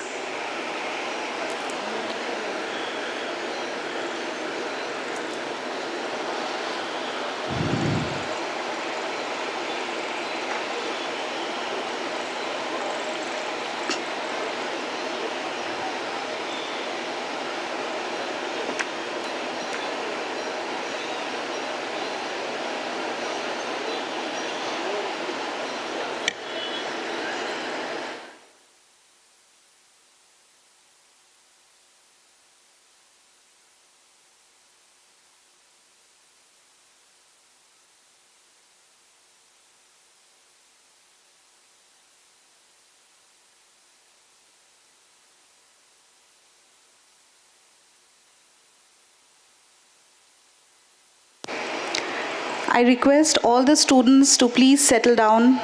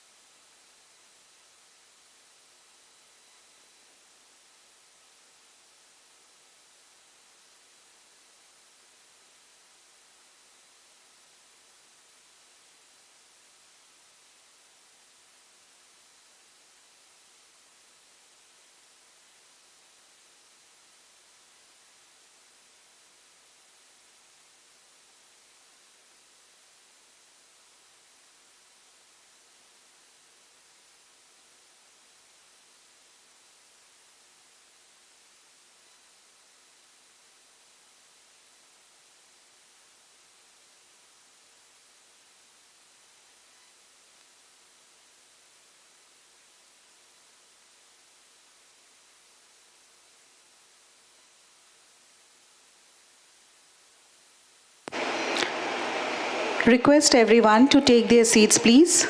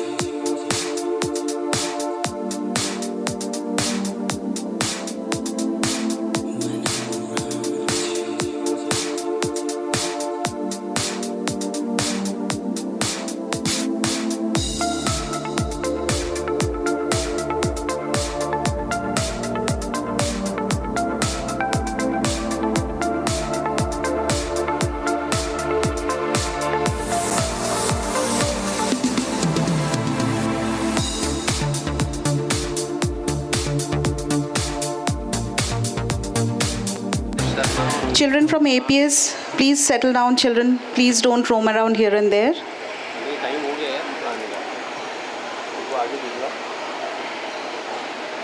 Event एक बार देख लो यार इस time के हिसाब से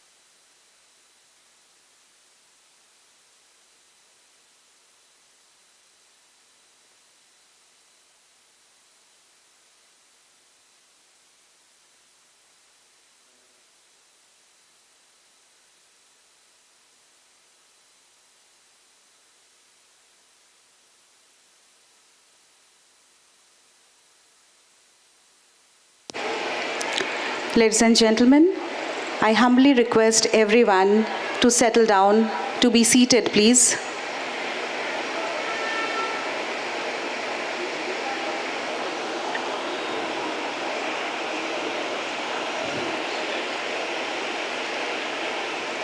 We are about to begin our next session. I request everyone to please be seated.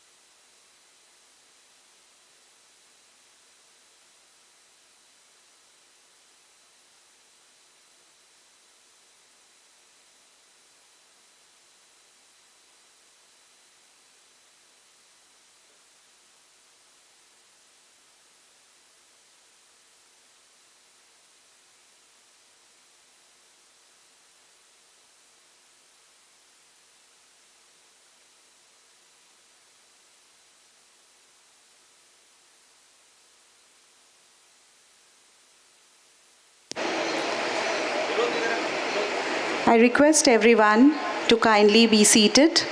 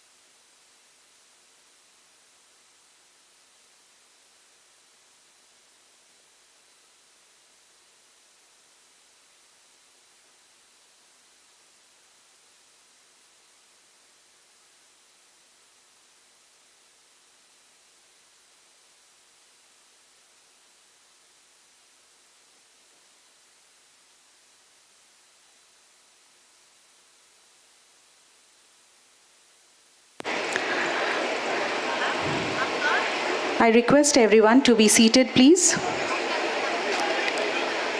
We are just about to begin the next session.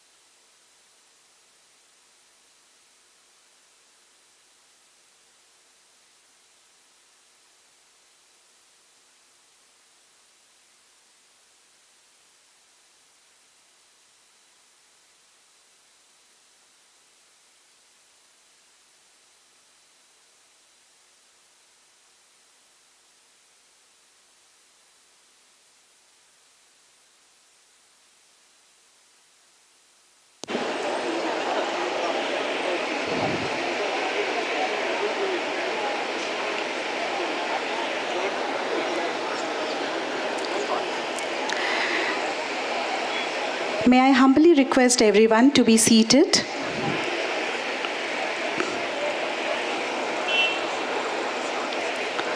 We are about to start our next session.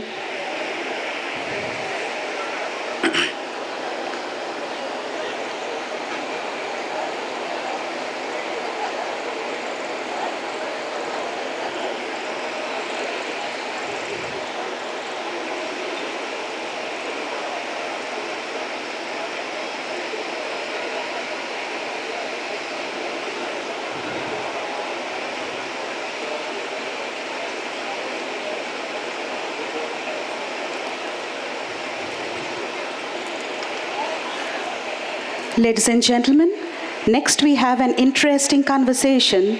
Mr. Navtej Singh Sarna in conversation with Mr. Vipin Pabbi.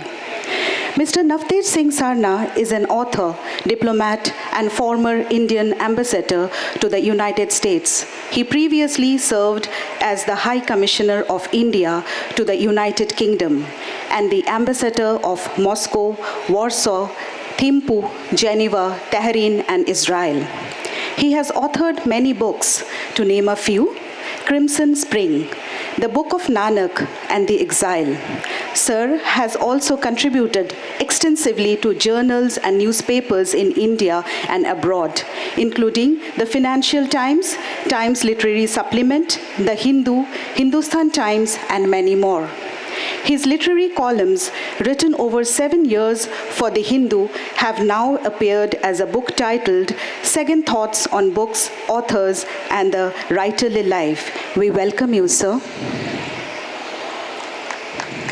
Request you to come up on the stage, sir.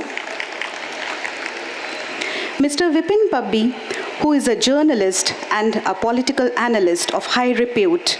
He has been in journalism and mass media spanning over 45 years across print and digital media. He has served in the Indian Express for over a span of 36 years.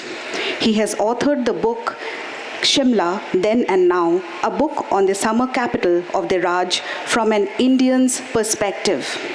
In addition, he has contributed chapters to various books and anthologies. We welcome you, sir. May I please request you to come up on the stage and take your seat.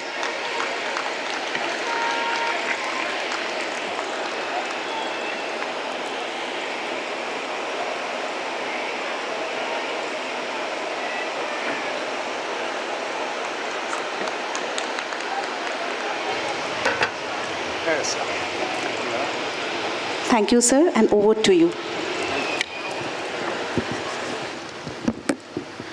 Hello, and good morning to all those present here. I would begin by saying that all those who have not read any of his books must do so. And I can guarantee you, you will get hooked on to his writings.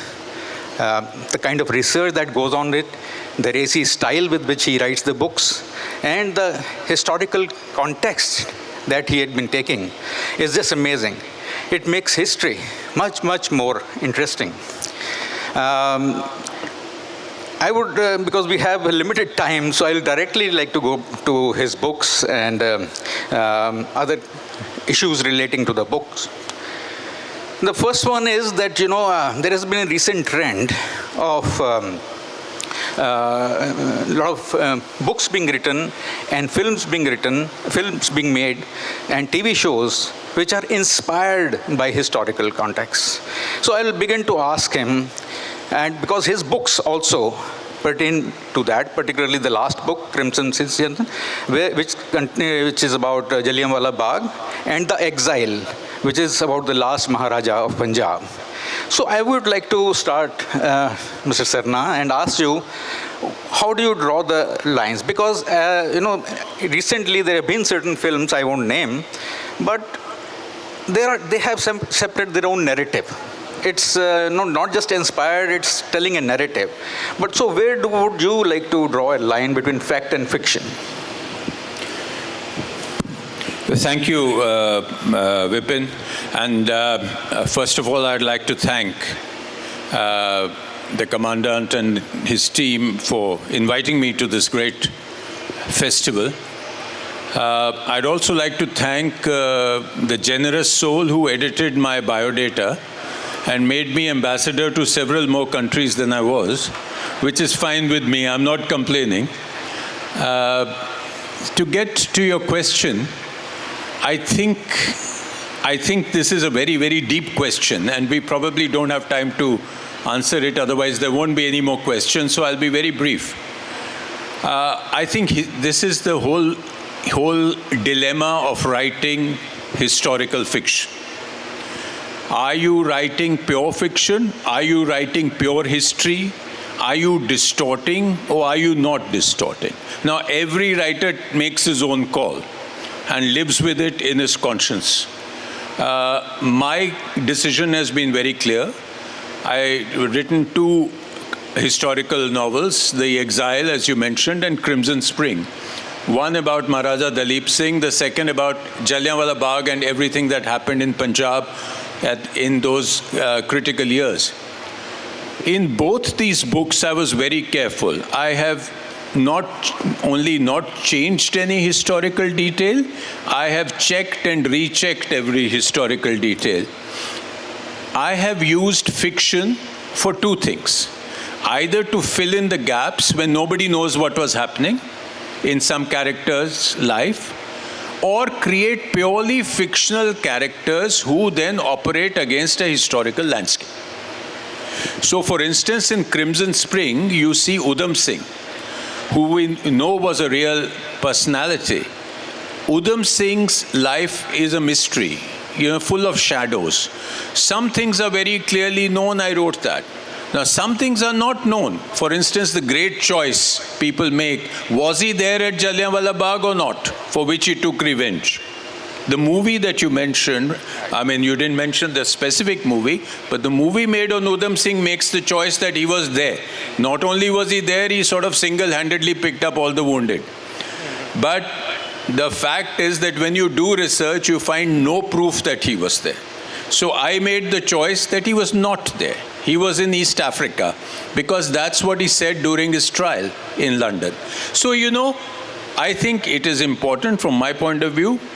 Don't distort history, because some student, like many at the back, may actually read only that book and think this is history. And you owe it to them to be true on history. Add the fiction where there are gaps. Add the fiction where you go inside the head of a character. Like Dalip Singh in The Exile, I go inside his head and about his thoughts, etc. So that is not distortion. But the dates, where he lived, where he traveled, where he was born, where he died, who he married, all that is true. So that is the line. Thank you so much. In fact, you have made it so interesting reading, such a informative reading and such a depth. It is quite a contrast with the actual history books that we are forced to read in our classes 7th and 8th, like what is Aurangzeb's agriculture policy and somebody's economic policies. Those are things which actually would, put off many people from history. But the way Mr. Sarna has described and gone inside, the insights in the characters that were there, all those people who were affected by that. So like Jallianwala Bagh, he has taken a number of characters. Some of them were there, some of them were not there, but they were relatives of people who were killed. So I would like to ask you, how traumatized were you while writing those 15 minutes which actually changed the course of history? Well, as a writer, you can't be traumatized. If you are traumatized, you can't write. So you have to actually put a kind of block of ice on your head, even when you're writing about things which emotionally can disturb you. So I don't think I was traumatized. Of course, when you read more and more, you get this feeling of, your shivers up your spine as to this was actually happening in this park in Jallianwala Bagh, what has today become a park, unfortunately. It was just a flat piece of rough land. So you do get that, but as a writer, and as I think a writer has to keep a clinical distance. And only then can you write dispassionately. And sometimes when you write dispassionately, you actually bring in more emotion than when you try to write passionately. Right. Thank you. I would like to come to Crimson Spring, and particularly, the role of General Dyer, who was actually not a brigadier general, but he didn't get that rank finally, and that when he died, he was only a colonel. That's what I read in your book. So my question will be about the other Dyer here. What was his role of Sir Michael O'Dwyer? I was trying to look for an answer whether General Dyer was in touch with O'Dwyer before Jallianwala Bagh. Did they meet? Did he think that Michael O'Dwyer would be on the same page? Yes, I think the Brits have done us a great favor by naming these people almost the same. So most of the time people are confused. They don't know who they're talking about. And since we are sitting in an army establishment, I think the point you made about General Dyer, general in inverted commas, is very important. He was not a general. At the time of Jallianwala Bagh, he held the temporary rank of brigadier general. And that was also, since he was cashiered and sent back to Britain and never given another job, he was not allowed to keep that temporary rank. He wrote to the army office that I want to keep my temporary rank of brigadier general. The army office and the India office, by that time, Jallianwala Bagh had become a hot potato. They were throwing it at each other. And in the meanwhile, he died, and this thing never got solved. So he actually died as Colonel Dyer. But only India has promoted him to General Dyer. So he remains a General Dyer, and that is how I have used him in the book. Otherwise, it would cause too much confusion. Michael O'Dwyer, Sir Michael O'Dwyer, was the Lieutenant Governor of Punjab at the time of Jallianwala Bagh, a few years earlier too. And he was a very harsh Lieutenant Governor. He was actually the epitome of what used to be called in colonial days as the Punjab style of administration, which was tough, it was uncompromising, it was that we are the Mai-Baap of the Indian people, we will tell you what to do, we know what is good for you, and if you don't listen, we can do anything to you. So for 4 years before that, before Jallianwala Bagh, during the war, he had imposed Defence of India rules on Punjab, which meant that there was no appeal, there was no judicial process, there was no freedom of speech or press. And this he tried to continue through the Rowlatt Acts after the war. So he was very much in control of what is happening in Punjab. He thought the Ghadarites were coming to Punjab, which they were, and there was going to be another massive conspiracy like the 1857. And therefore, he was very much in touch with what is happening in Amritsar. Before Jallianwala Bagh, 4 days before that, he deported the two main Satyagraha leaders, Dr. Saifuddin Kichlu and Dr. Satyapal. And that caused the violence in Amritsar, which led to the rally in Jallianwala Bagh and which led to the massacre. Brigadier General Dyer had meanwhile was posted in Jalandhar. He took his boys and decided he needs to go to Amritsar. Now, there is no confirmation whether he was ordered to go or not ordered to go. But he went to Amritsar and he sort of took over from the civilian authority. The important connection is that when he sent in his report, Michael O'Dwyer approved his action. But there was a little bit of hesitation, as I read in your book. There was. Whether it is really required or not. He thought about it, and then he said, if I don't approve it, there will be this big wide gap between the civilian and the military. So he approved it. And therefore, in Udham Singh's mind, when he shot him 21 years later, it didn't matter. Dyer was already dead, O'Dwyer was available, so he shot him. Yes, that's a very interesting part. That particularly the last part of the book is very racy, and the pace is very quick. All right, coming to the other book, The Exile, that is about the last Maharaja, Duleep Singh's life. In that, I would like to, it has been a tragic life. His father died when he was just barely 2 years old and became Maharaja at the age of 5. And then he was exiled for a long time. And throughout his life, then of course he was taken to London, England. So I would like to ask you as the author, what was the most tragic part of Duleep Singh's life? Well, I think Duleep Singh was, his entire life was a tragedy. But it was, in the end, it became a sort of heroic tragedy. He tried to rebel, and that made him a sort of a tragic hero. But I think the most tragic part of Duleep Singh's life was that he was not ever in control of his destiny. As a child, he was separated from his mother. He was then indoctrinated in a way that he decided he wanted to become a Christian. It was a very delicate conversion, very nicely done conversion. So he became a Christian. And then when he met his mother again after several years in Calcutta and then took her to England, the tragic part was that only then did he realize what had happened to him, when she told him. And then again, another tragedy, that he reconverted back to his earlier faith. So a man who converts his religion twice, who's separated from his mother, who loses all his riches, one of the richest men in the world, and he is made to beg petty British officers in his letters for a bigger allowance. He starts selling eggs, pheasant eggs, from his estate. He is deeply in debt. I mean, his whole life was a tragedy, and only in the end he decides, I've had enough of this, I'm going. He goes away to Europe.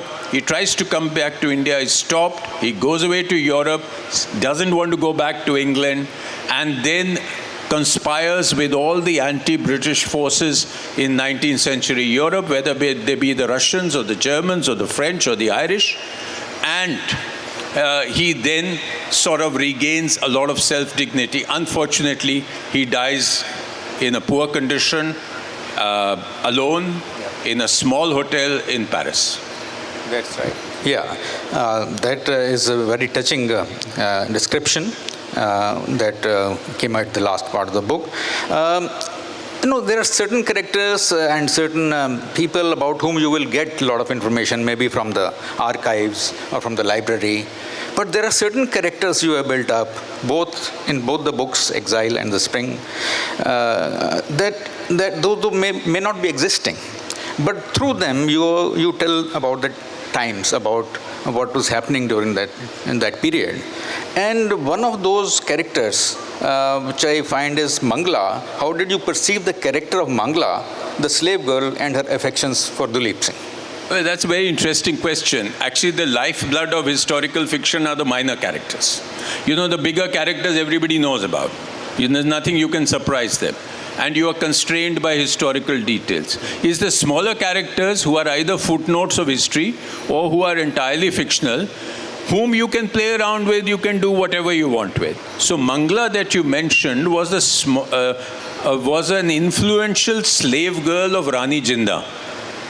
And she is mentioned in history in footnotes, that she had a lot of influence in the court. She was a dancing girl who became this slave and had political influence.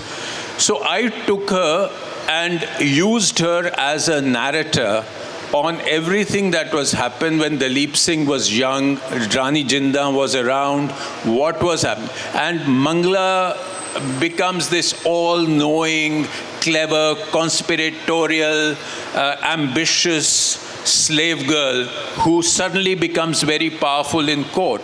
So she was a great character for me because she could say anything she wanted. She could use rough language. She could make nasty remarks. And she was a witness. So the important thing in Exile is that at every stage, I have narrated it from the point of view of somebody who should know. For instance, Mangla was there when Duleep Singh was a child. So she became a witness to that. So she, and also she was a minor character. Nobody's going to take me to court saying that why did you do this to Mangla? Because nobody knows what Mangla thought. So I had the freedom. So you do have freedom even in historical fiction. Right. And talking about women, in Jallianwala Bagh, the other book also, there is only one character who's a woman. In Jallianwala Bagh, of course, you have written that, there were very few women when the firing took place. And it was, I think, almost 90% plus were only men. So about that character, what would you like to say about that? Because she was there inside the Jallianwala Bagh when firing took place, and her husband was killed. Well, I have been asked the question that out of 9 protagonists, why did you have only one woman? Because honestly, that was the reality of the times. Today when you go to Jallianwala Bagh and you go through the narrow alley, you see this tremendous mural on the side, which has no relationship to any reality that existed. They shows dancing people, enjoying Baisakhi, men, women. It's all nonsense. It was a very somber Baisakhi. Women were not going to political rallies. There was no dancing. People were sad because 20 people had been killed in the lanes just 3 days ago. So there were hardly any women at Jallianwala Bagh. And that is the truth. If you see the list of the people who have given witness to the Gandhi committee, not to the Hunter committee, you find about 5 or 6 women came forward to give testimony, out of which only one actually went there. The others were that so-and-so went, so-and-so went. And this woman was a woman called Ratan Devi, who actually went looking for her husband, found her husband's body, and could not move him, sat next to him all night, made sure that, the dogs and the vultures and everything was kept away, until next morning she could actually bring him back with help. Now, this is a short testimony to the Gandhi committee. It's about 3 or 4 paragraphs. So I took Ratan Devi and I made her this protagonist. I gave her a life before, a childhood, how her parents died in the plague, etc., how she got married to this man, how she happened to be in Amritsar because she had come to pray for a child, and then how after that she starts, how she goes back, etc. So in her story, in her narrative arc, we talk about the social conditions of Punjab at the time, the life in the villages, the problems of disease like plague and famine, and the problems in the social setting of a marriage, and the difficulties that she was having in going back. There's also another aspect. I wanted to bring in the multiple identity of a Punjabi at that time. Today we talk of, he's a Hindu, he's a Sikh, he's a Muslim, etc. But in those days, the ideological, the religious personalities overlapped a lot. For instance, this woman actually has been going. Every year she goes to a different place. She goes to the peers. She goes to the mandirs. She finally goes to the Gurdwara because she's praying for a child. And in her life, you see all this multiple identity also. So she's one of my favorite characters in the book. And but that night at Jallianwala Bagh, the seed of that lies in fact of Ratan Devi actually being present at her husband's body's side all through the night. All through the night, and next day she called some friends and they took the body and committed all that. Anyway, so one general question that I would like to ask you is that particularly these 2 books are based on historical facts. So what are the authors that influenced you most before you wrote these books? I think these 2 books, I wouldn't like to say that they were influenced by any particular author. I think these were 2 books which were influenced by the theme. And I was desperate to write about both these characters. Dilip Singh had always fascinated me since childhood. So I researched him for years. This book took 7 or 8 years to research and write. I actually went to every place in the world that he lived. I went 4 times or 5 times to Lahore Fort. I went to all his addresses in Paris. I went to his estate in England. I went to Russia. So I followed wherever I could find his address to get the feel of what he must be feeling. And I wanted to tell his story, and I'm glad I could. Similarly, as far as Crimson Spring is concerned, I think it wasn't any author. It was my desire to write the story of early 20th century Punjab. The social story, the political story, something which, the language, the kind of things people used to do in the villages, which we have heard vaguely from our grandparents. The next generation is not going to know at all. So it was a desire to somehow capture all that, whether it is about the Peers and the plague, and whether it was about the revolutionaries. So I put everything that I could find into this basket and made it into a story which actually goes around Jallianwala Bagh. But it actually has the religious revival, it has the Singh Sabha, it has the freedom movement, it has the Gadar boys, it has the First World War soldiers coming back. What we realize when you research this is that Jallianwala Bagh was not a standalone, discrete event that happened, nothing before, nothing after. There was a lot of stuff happening. There was the Khilafat coming up, there was Gandhi Satyagraha starting. Everything was like streams flowing into Jallianwala Bagh and then flowing out. So the 9 characters that you see are actually people who follow these streams in one way or the other. And each one of them is changed by the events of Jallianwala Bagh. Thank you very much. Before I open the session for questions, one last question, and if you would like to answer, it's okay. Otherwise, it's your discretion. But what next? Because I'm hungry. I'm looking forward for your next book. So could you share some details about that? Well, last 2 years since this book has come out, I haven't really honestly got on to another book. And if I could share, I'd happily share. There's nothing like better than advanced publicity. But I don't want to start with any false promises. I don't think there's a book out for a while, but there will be something soon. Okay, thank you very much, Mr. Navtesh Sarna. Any questions that anyone would like to put to him? Yes, sir. Can someone pass on the mic to him?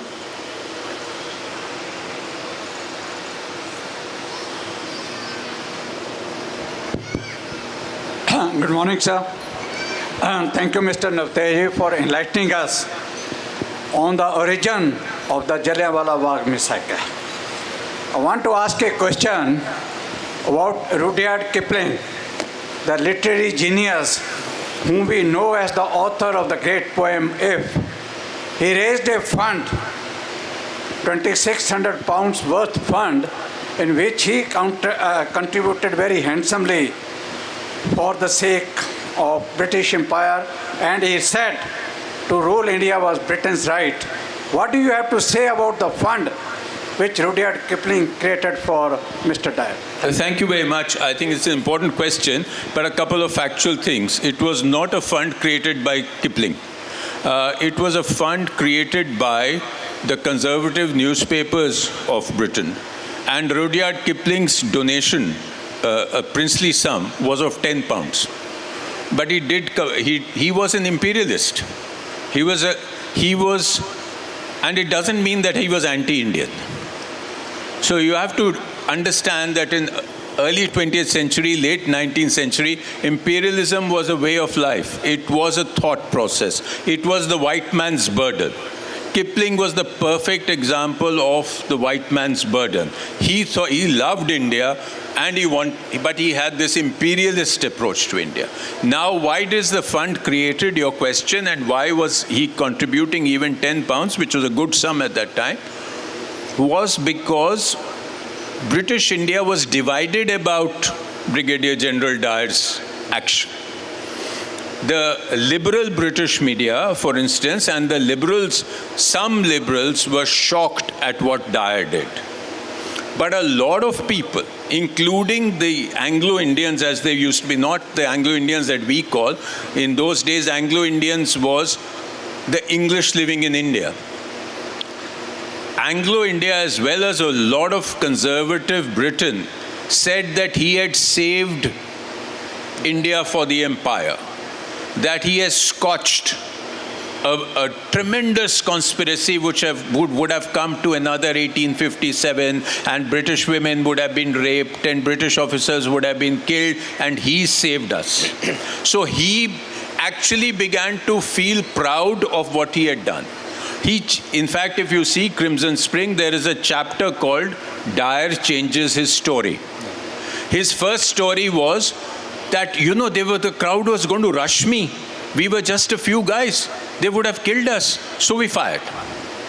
As he heard that he was being praised, his whole thing changed. And he began saying, if I hadn't done it, there would have been a revolution. I had to do it. So a lot of people believed that. That's why they raised his fund. They thought he had been unjustly dealt with by the criticism of the Hunter Committee. And similarly, when his case came up in House of Commons, he lost the case in the House of Commons. The House of Lords protected him. They were far more conservative. So the Lords saved him. So, that was the divide in the way Dyer was perceived. Any other questions? In the meantime, even at the time of funeral, there were a lot of supporters. There were slogans in favor of he was given a funeral which even a real serving general would not have been given. Yeah. He was given a funeral procession through the center of London. He was given a massive funeral ceremony at St. Michael's on Trafalgar Square in the church. A lot of wreaths were laid. A lot of even royalty was present. A lot of people came. So he was given a lot of honor. I think the gentleman, yes, that may be the last question because we are running out of time. Sir, appreciating your research about Punjab, a little away, if you could have anything on Sardar Bhagat Singh which is not in public domain, can you tell something if you have it? Well, I don't have any particular detail because Bhagat Singh's life has been written and rewritten in great detail. But there is a lot of mention in this book about Bhagat Singh because one thing you may not know is that Udham Singh treated Bhagat Singh as a guru. And he used to keep his little picture, the famous picture with the hat. He used to keep it in his wallet. And he used to take it, and there's a scene here in which Udham Singh dances with the picture. Now that scene is not created entirely by me. That scene is actually mentioned by somebody who claims to have known Udham Singh in the old papers.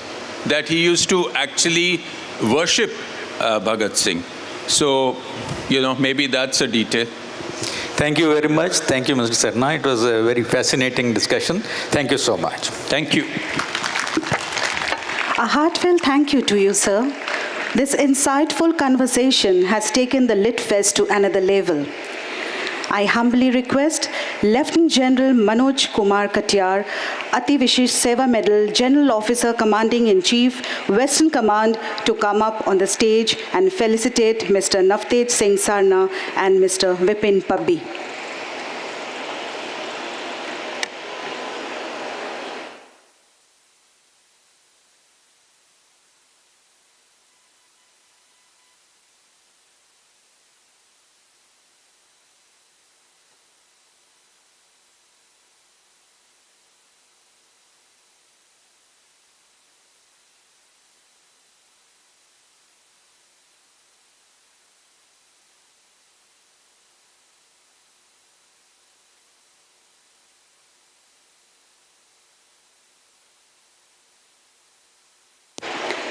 Thank you, sir.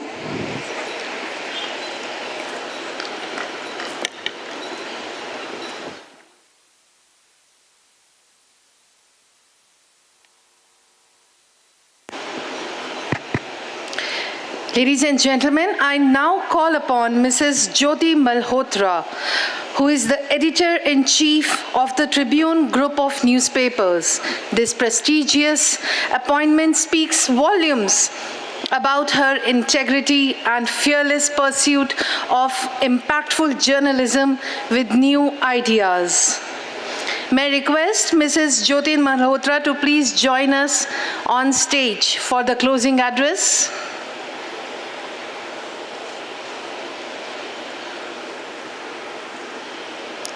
Audience, let's hear it up for Mrs. Jyoti Malhotra.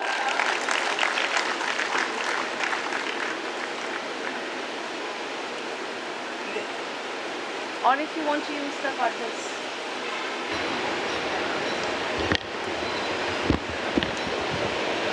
You want me to stand on the podium? Or you can use the cardboards. No, that's...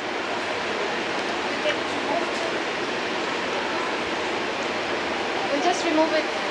It's fine, it's fine. Good afternoon, ladies and gentlemen.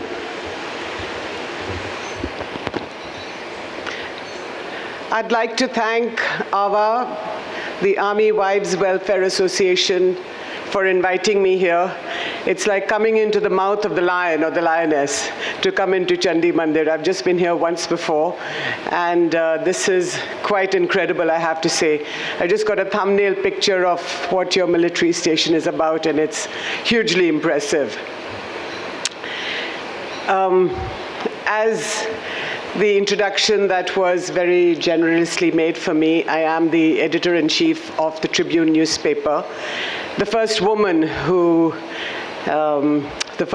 editor-in-chief of the Tribune, and I think I'm perhaps also the first woman editor of a major newspaper across the country, and I'm hugely grateful and enormously privileged that the Tribune has broken the glass ceiling in so many ways, as it has continued to do over the last more than 100 years.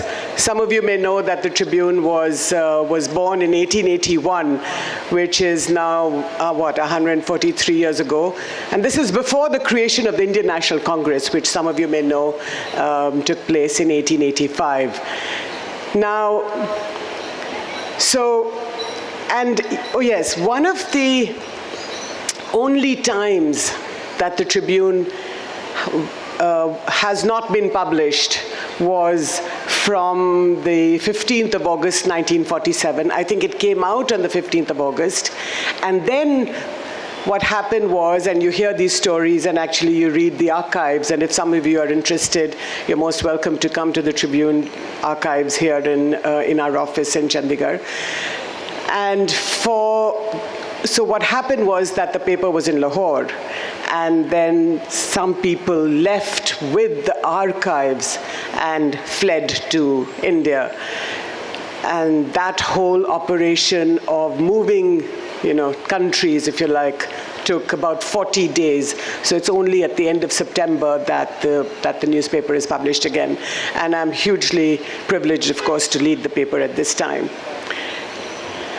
I'm also deeply interested in speaking to all of you, not because you're the Army Wives Welfare Association, but because I think this is, the Indian Army is, of course, an institution that we're all hugely proud of.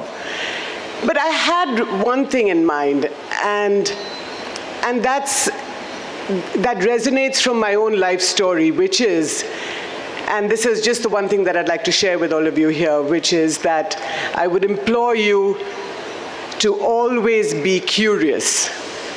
So curiosity, in my book, is perhaps the most important thing that keeps us all going. And by that I mean, let me give you a small story. So when I joined the Tribune a few months ago, about 6 months or so ago, and we were hiring, and somebody said to me, one of our senior staff said to me, "Ma'am, we should only hire women if they are able to work late nights." Now, the question is, would you do that to yourselves? Would the army do that to yourself? And of course, then we made certain decisions that even if women have small children and they are unable to work late nights, I think you have to look at the quality of the work that they do. Now, this is not just about, the reason I'm telling you this is not because some of us in this audience are women, but because we have to ask the question to ourselves and from the people that we meet, how do you do things differently? And how you do things differently is by not stopping to ask the question. Of course, I'm a journalist, and many of you are not. Most people in this audience are not. So, but if you retain that element of curiosity, then what is it that you can do which is different? So, for example, this AWWA, why is it the Army Wives Welfare Association? Why is it not the Army Spouses Welfare Association? Do you have men in the army? Obviously the army is mostly made up of men, but you also now have women in the army whose husbands are, proud spouses of the wives who serve in the Indian Army. So perhaps you should, perhaps you could think about this. Now, one of the stories that I did, about in 2015 was when the Supreme Court, that women were not allowed to serve in the Indian Army. It was only short commissions. Some of you may know that. In 2015, you had the Supreme Court overruled that, and women were given permanent commissions in the Indian Army.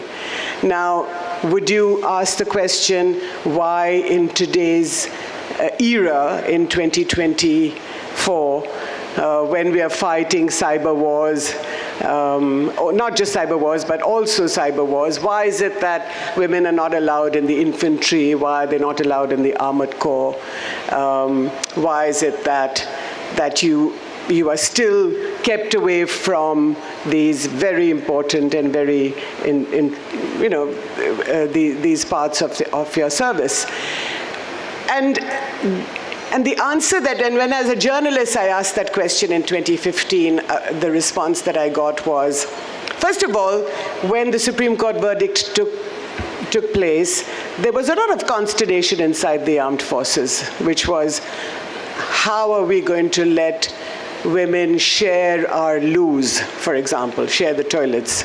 And somebody, in fact, a Navy officer told me, ma'am, have you ever seen a ship or have you ever seen a submarine? You know how men walk around. Well, I think the Supreme Court decided to be far more progressive, and there was change in the armed forces, and I think the armed forces have coped beautifully. You have all these young women fighter pilots, for example, and despite the fact that some people have still, some areas of the armed forces have still not broken that glass ceiling, for example, the infantry or the armored corps, I think women have gone into these spaces. So the question, again, that confronts me and that confronts you is not to stop asking the questions. I could go on in this vein, but I think I will end here, and if you have any questions, I would be happy to answer them.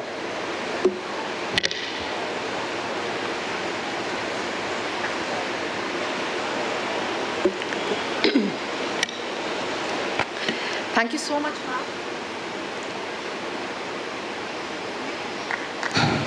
Thank you so much, ma'am. May I now request Mrs. Shuchi Kathiar, Regional President. Oh, we have a question from the audience, please. May we switch on the mic?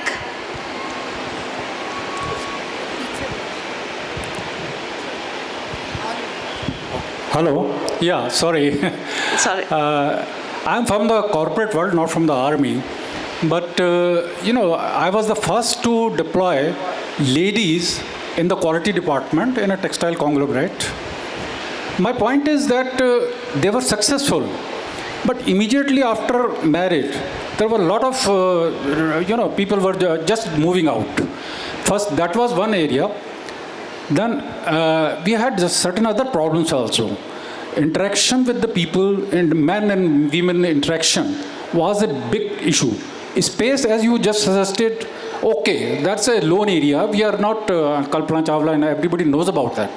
But having one in a mess of men around, 99% men are there, then what kind of issues will arise and how do you perceive it? That is my question. Thank you. I think you have to just hear yourself asking that question. If you're saying to me that that there is a problem that women are going to share the space, then I think there is a real problem. Then I think you have to either adjust the space or you have to make it more comfortable for both genders. The question is not that people are going to feel uncomfortable. If you're going to feel uncomfortable, then the British should have never left the country. If you were going to feel uncomfortable, then there should not have been a one man, one vote, which is what the first Prime Minister of India and India's political leadership decided. The point is that you have to abide by the Constitution. There is one book in your country, in our country, and that is the Constitution. And I think that all of us upstanding folk in this room and elsewhere, I think if we abide by that, then I think we have to learn how to share spaces. See, a lot of it is about protecting women, keeping them behind the parda, deciding that they must only bake cakes and make papad and do all the things that women are supposed to traditionally do. That's fine. If women choose to do that, that's absolutely fine. But if you choose to be something else, if you choose to be a journalist or if you choose to be a corporate, working in a corporate, if you choose to work in any profession. Now we know that national interest, whether it's in the army, whether it's in the administrative services, is paramount. The question is, what is national interest? I think these are questions that we have to ask ourselves. What is it about women that confuses people and does not allow them to share the space that they have a right to? Are you telling me that women do not have an understanding or a comprehension of national interest? You're not. So if we were to learn to share with each other, understand what this is about. Now let me give you another example. I know that, I mentioned earlier that women are not allowed in the infantry, but some of you who have served on the India-Nepal border, and if you haven't, let me tell you that the Seema Sahastra Bal, the SSB, has women in it. They sleep on the street, on the roads. They sleep in the forest. They don't have access to a lot of the other amenities that women should have. They are your equals. So my question to you is, and I would hope to leave this spirit of inquiry here in this room, which is something that I have lived with all my life, which is not to stop asking the question. And the reason you should ask the question is because of this continuing spirit of curiosity or of inquiry that I hope that all of us have. Go ahead.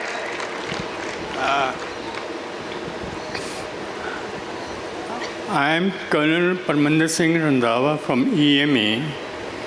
I had interacted with the Tribune over, shall we say, 100-year-old record of the Indian Army lying in the Humboldt Museum in Germany. Voices of Indian soldiers, forgotten, not allowed to come out for 100 years by the British and the Germans. They happened to come out by chance by a, shall we say, a documentary made by a German on one voice of one soldier speaking in Punjabi. Aditi Tandon and Sarika Sharma of Tribune followed up the story, but then left it there.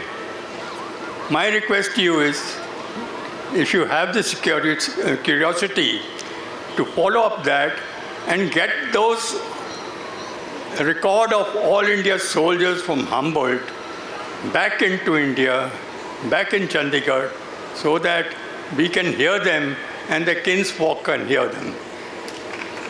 There's a documentary on it, not made by one, on the same voice. First documentary made in Germany by a German director, another by American in Los Angeles, an American director, another made in South Korea by another director, and another made by BBC by another director. I have a small clip on that, which is on the YouTube. Anybody can look it up. If you would like, you can have it played now for your curiosity. Thank you. Thank you so much. I think that was a very important suggestion, and I would definitely follow it up and see what this story is about. And I value your suggestion because it is in this spirit of discussion and debate that we are all part of. And we will definitely follow it up. Anything that is important to us and to you as a reader of the Tribune is important to us. So I'm grateful to you for your suggestion. And I think you also made an important point, which is when you mentioned that the BBC had done a story, other organizations had also done a story. And while Aditi Tandon and Sarika Sharma, both women correspondents and highly valued correspondents of the Tribune, had done one story, they hadn't followed it up or followed it through. So it's interesting that a lot of the work that is done on India is done by people outside. So you might want to ask another question: why is it that Indians don't write about themselves? I think that's something that that we must ask ourselves again and again. And Navdeep Sarna, your previous speaker, has, and I'm sure a lot of the other speakers in this literary festival are also asking the same question and are trying to fill that gap, that vacuum in knowledge that we have. So yes, thank you for your suggestion, and we will definitely look at that. Thank you. Any other questions? Otherwise, I'm happy to. Yes, sure. Okay, ma'am. It's not a question. It's just I want to thank Dr. Malhotra. She has raised some very valid questions about induction of women in armed forces. So being the senior-most serving officer here, I think I need to put the record straight. Let me assure you, ma'am, and all the ladies here, that all three services of Indian Armed Forces are taking positive steps in that direction. It's only a question of, is the pace fast enough? So maybe you may not be happy. A lot of ladies, women here may not be happy with the pace we are progressing, but let me assure you, there is a definite progress. And any step which is taken in haste may be counterproductive at a later stage. So we are going, making what you say, a very concerted effort for induction of the women in armed forces, not only in officer cadre, even in other ranks. Today, if you came in, you would have seen women CMP standing outside. So progress has been made. Is it pace fast enough? That's something which is debatable. But at the same time, you talked of national interest, and who decides what is national interest, ma'am? Let me assure you, when it comes to issues of security, I can assure you there are some very, very cool heads, some very, very knowledgeable people who are deciding on the issue of security in national interest. Thank you, ma'am. Thank you so much. And I hugely appreciate the Army commander responding to me. And in fact, that's a story, a front page story in the Tribune. So thank you so much, General. I totally appreciate what you said. And I think this is in the spirit of debate and discussion and inquiry, that if we continue to have this conversation on both sides, a free and frank discussion, I think this will only be mutually beneficial. Thanks. Thank you so much, sir, and thank you so much, ma'am, for the address. Now may I request Mrs. Shuchi Katiyar, Regional President, AWWA, Western Command, to please come up on stage and felicitate Mrs. Jyoti Malhotra.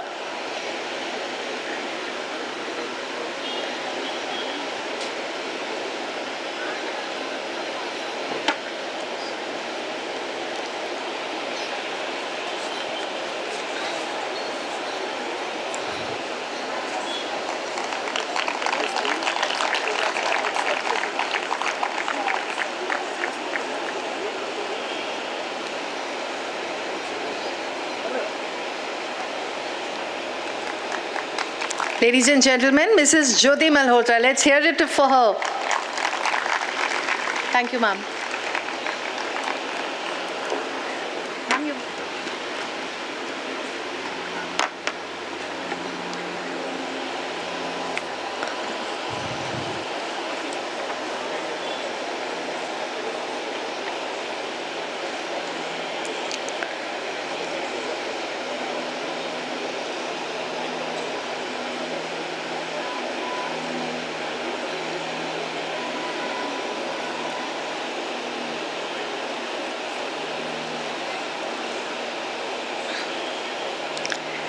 Ladies and gentlemen, the AWWA fraternity of Western Command has put in superlative efforts to curate and host this spectacular literary festival Abhivyakti Season 4 at Chandi Mandir Military Station. As we move towards the finale of the event, we wish to extend our deepest appreciation to the group of people who have supported us and have assisted us in the smooth organization and conduct of the event. May I now request Lieutenant General Manoj Kumar Katiyar, Ati Vishisht Seva Medal, General Officer Commanding in Chief, Western Command, to please come up on the stage and felicitate our team.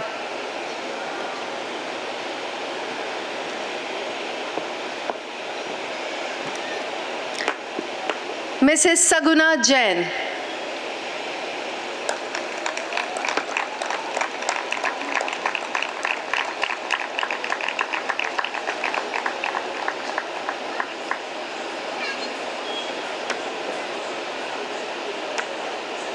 Ladies and gentlemen, Mrs. Saguna Jain on the stage.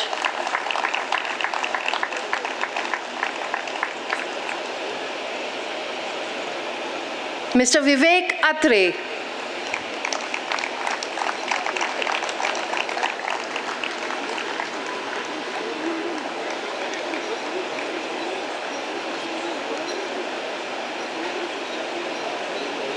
Audience, let's give a round of applause for Mr. Vivek Atre. Mr. Hardeep Chandpuri.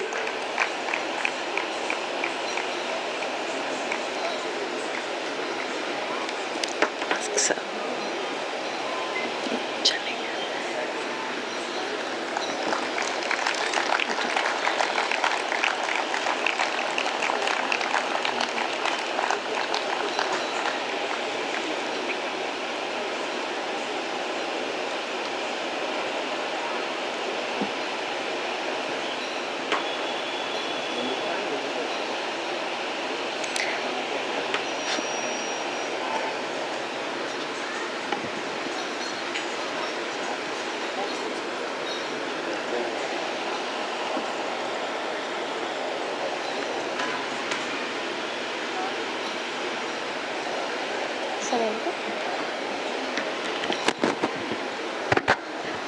Ladies and gentlemen, the gentleman on the dais, Mr. Chandpuri, is the son of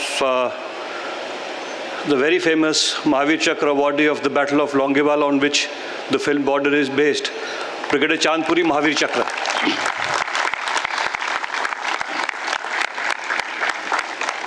Honored to have you here, sir. For the outstanding contribution towards the flawless conduct of this grand event, the General Officer Commanding in Chief, Western Command, is pleased to award the commendation card to Lieutenant Colonel Nitin Sharma and Major Kirandeep Kaur. Lieutenant Colonel Nitin Sharma.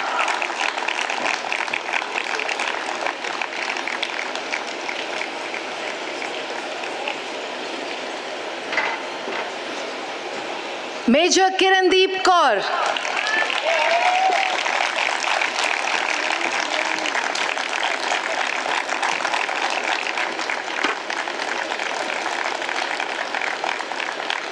Thank you so much, sir.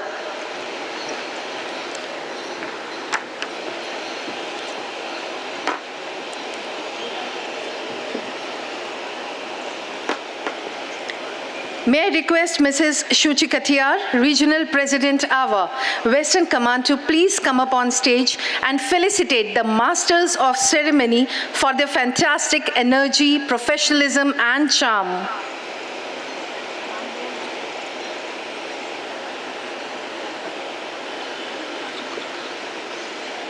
The masters of ceremony of this event have been the glue that held this event together, the program on track and the atmosphere lively. Mrs. Sangamitra Roy.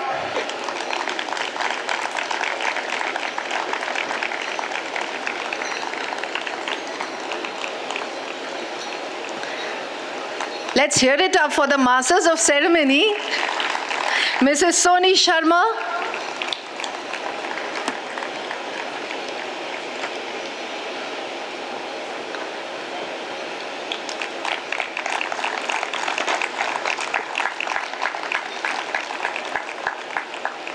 Mrs. Manju Pendharkar.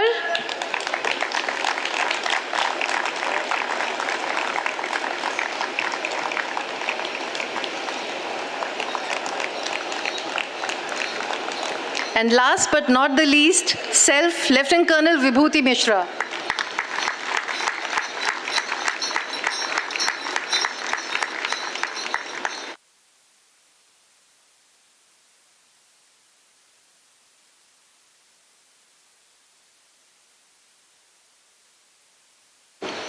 Thank you so much, ma'am. And now may we request you to kindly deliver the vote of thanks.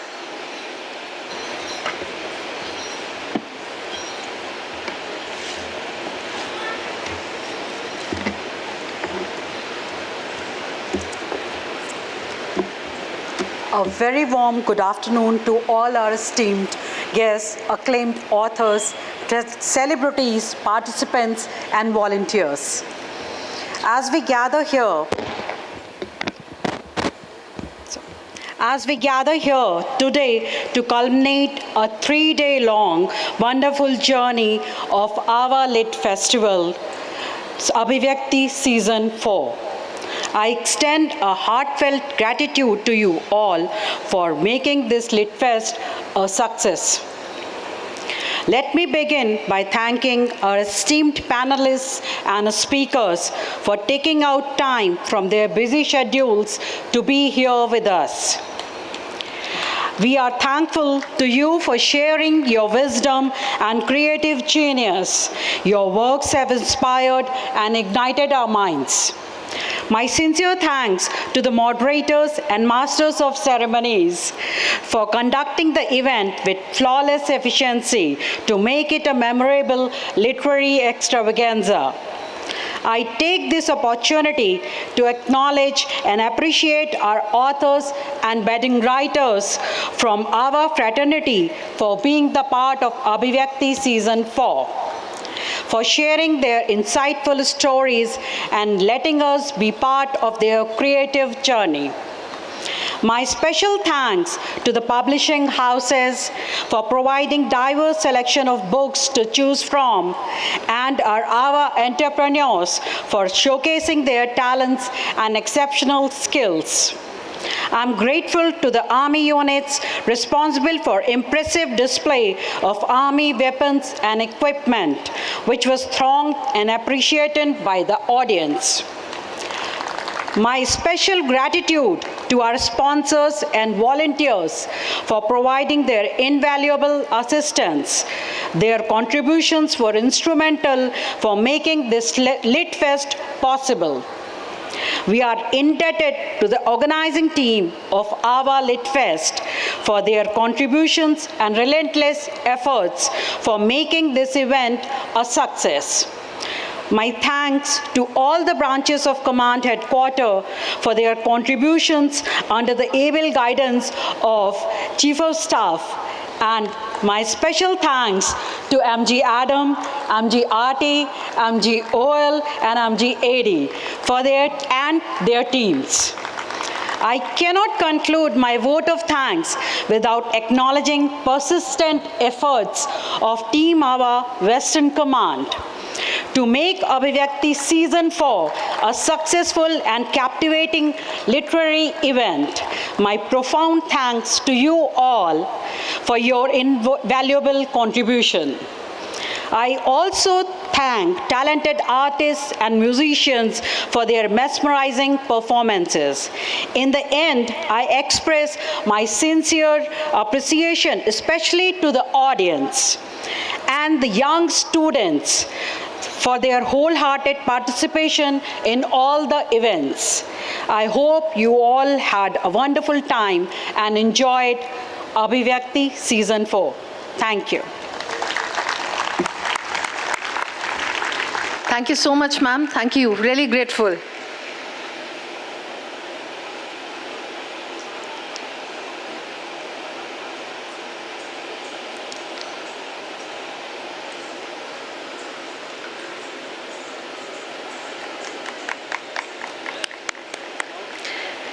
Ladies and gentlemen, as we approach the farewell festivities of Abhivyakti Season 4, we are now going to witness a breathtaking performance by the artists of North Zone Cultural Center, who will be presenting a medley of regional cultural dances of Punjab, Haryana, Himachal Pradesh, and Kathak before this august audience.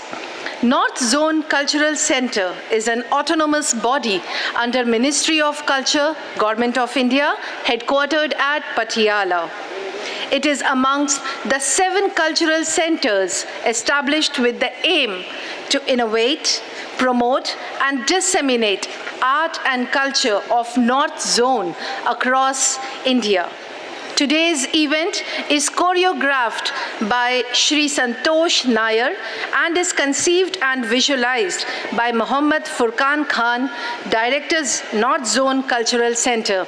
Please enjoy.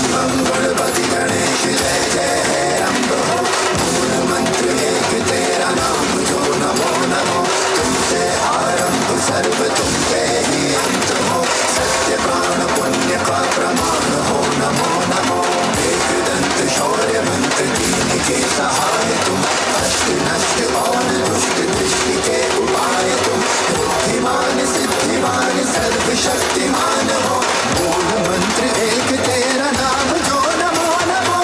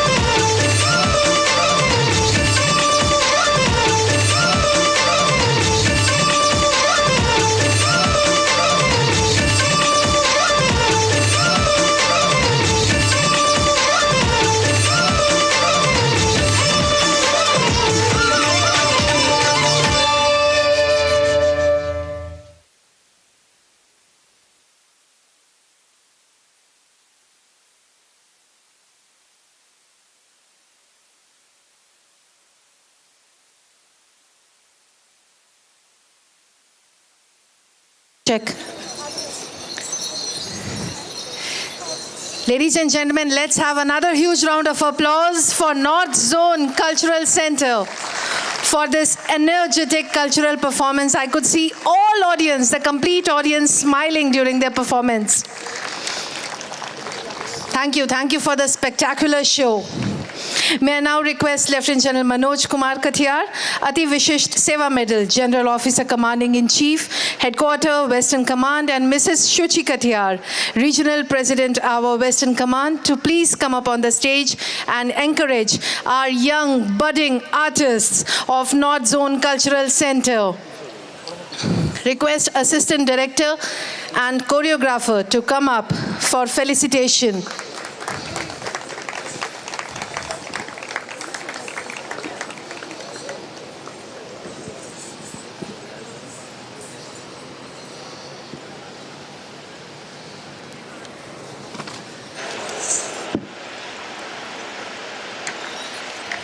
The choreographer and the assistant director of North Zone Cultural Center.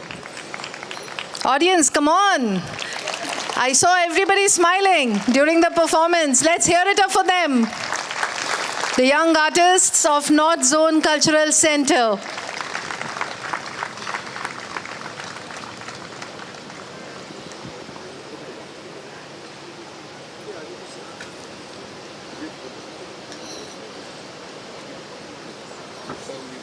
Children, get up for the group photograph with. Just arrange in a U. Aage ho jao, udhar ho jao. Sit down. The first line can sit down. Yeah, kneel down. Second line can kneel down. Kneel down. Aap idhar kneel down ho jao.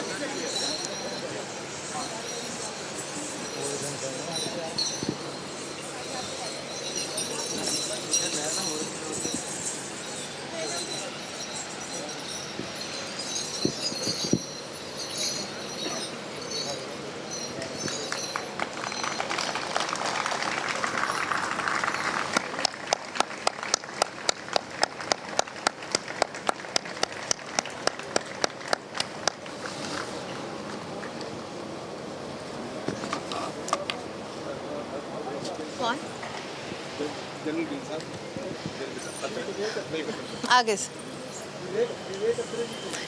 may we request Mr. Vivek Atre also to please join us on the stage.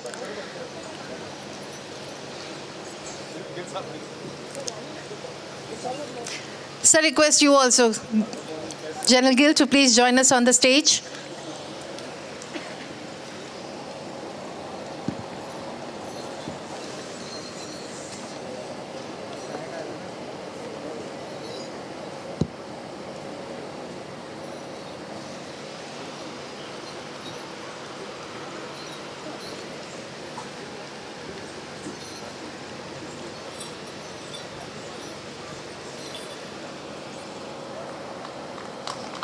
Thank you so much.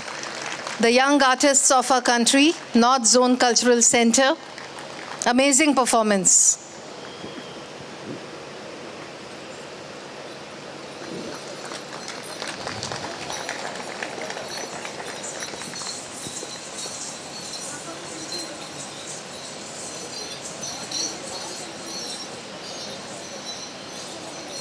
You were all really very good. Thank you.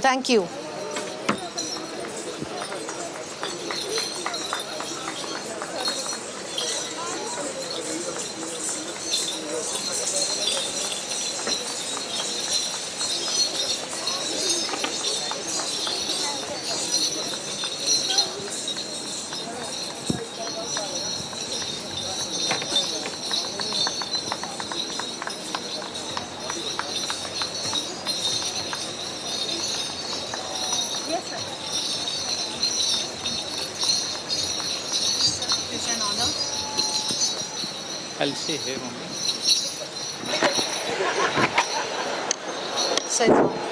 Good afternoon, everybody.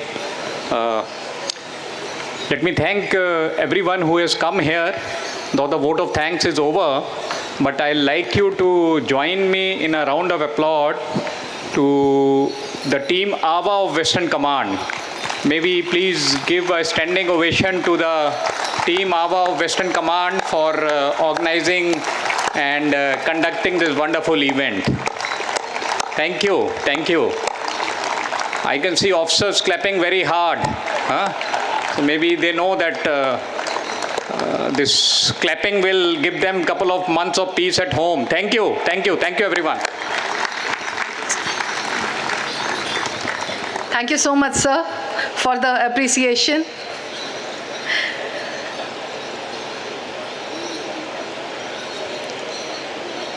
So ladies and gentlemen, as we wrap this festival, I hope that the connections made, the stories shared, and the ideas that have sparked here will continue to resonate with you long after you leave. Let us carry forward the spirit of creativity and continue exploring the endless possibilities that literature offers. Thank you once again for being a part of this incredible journey. Till next time, it's me, Lieutenant Colonel Vibhuti Mishra, signing off. Happy reading. Jai Hind.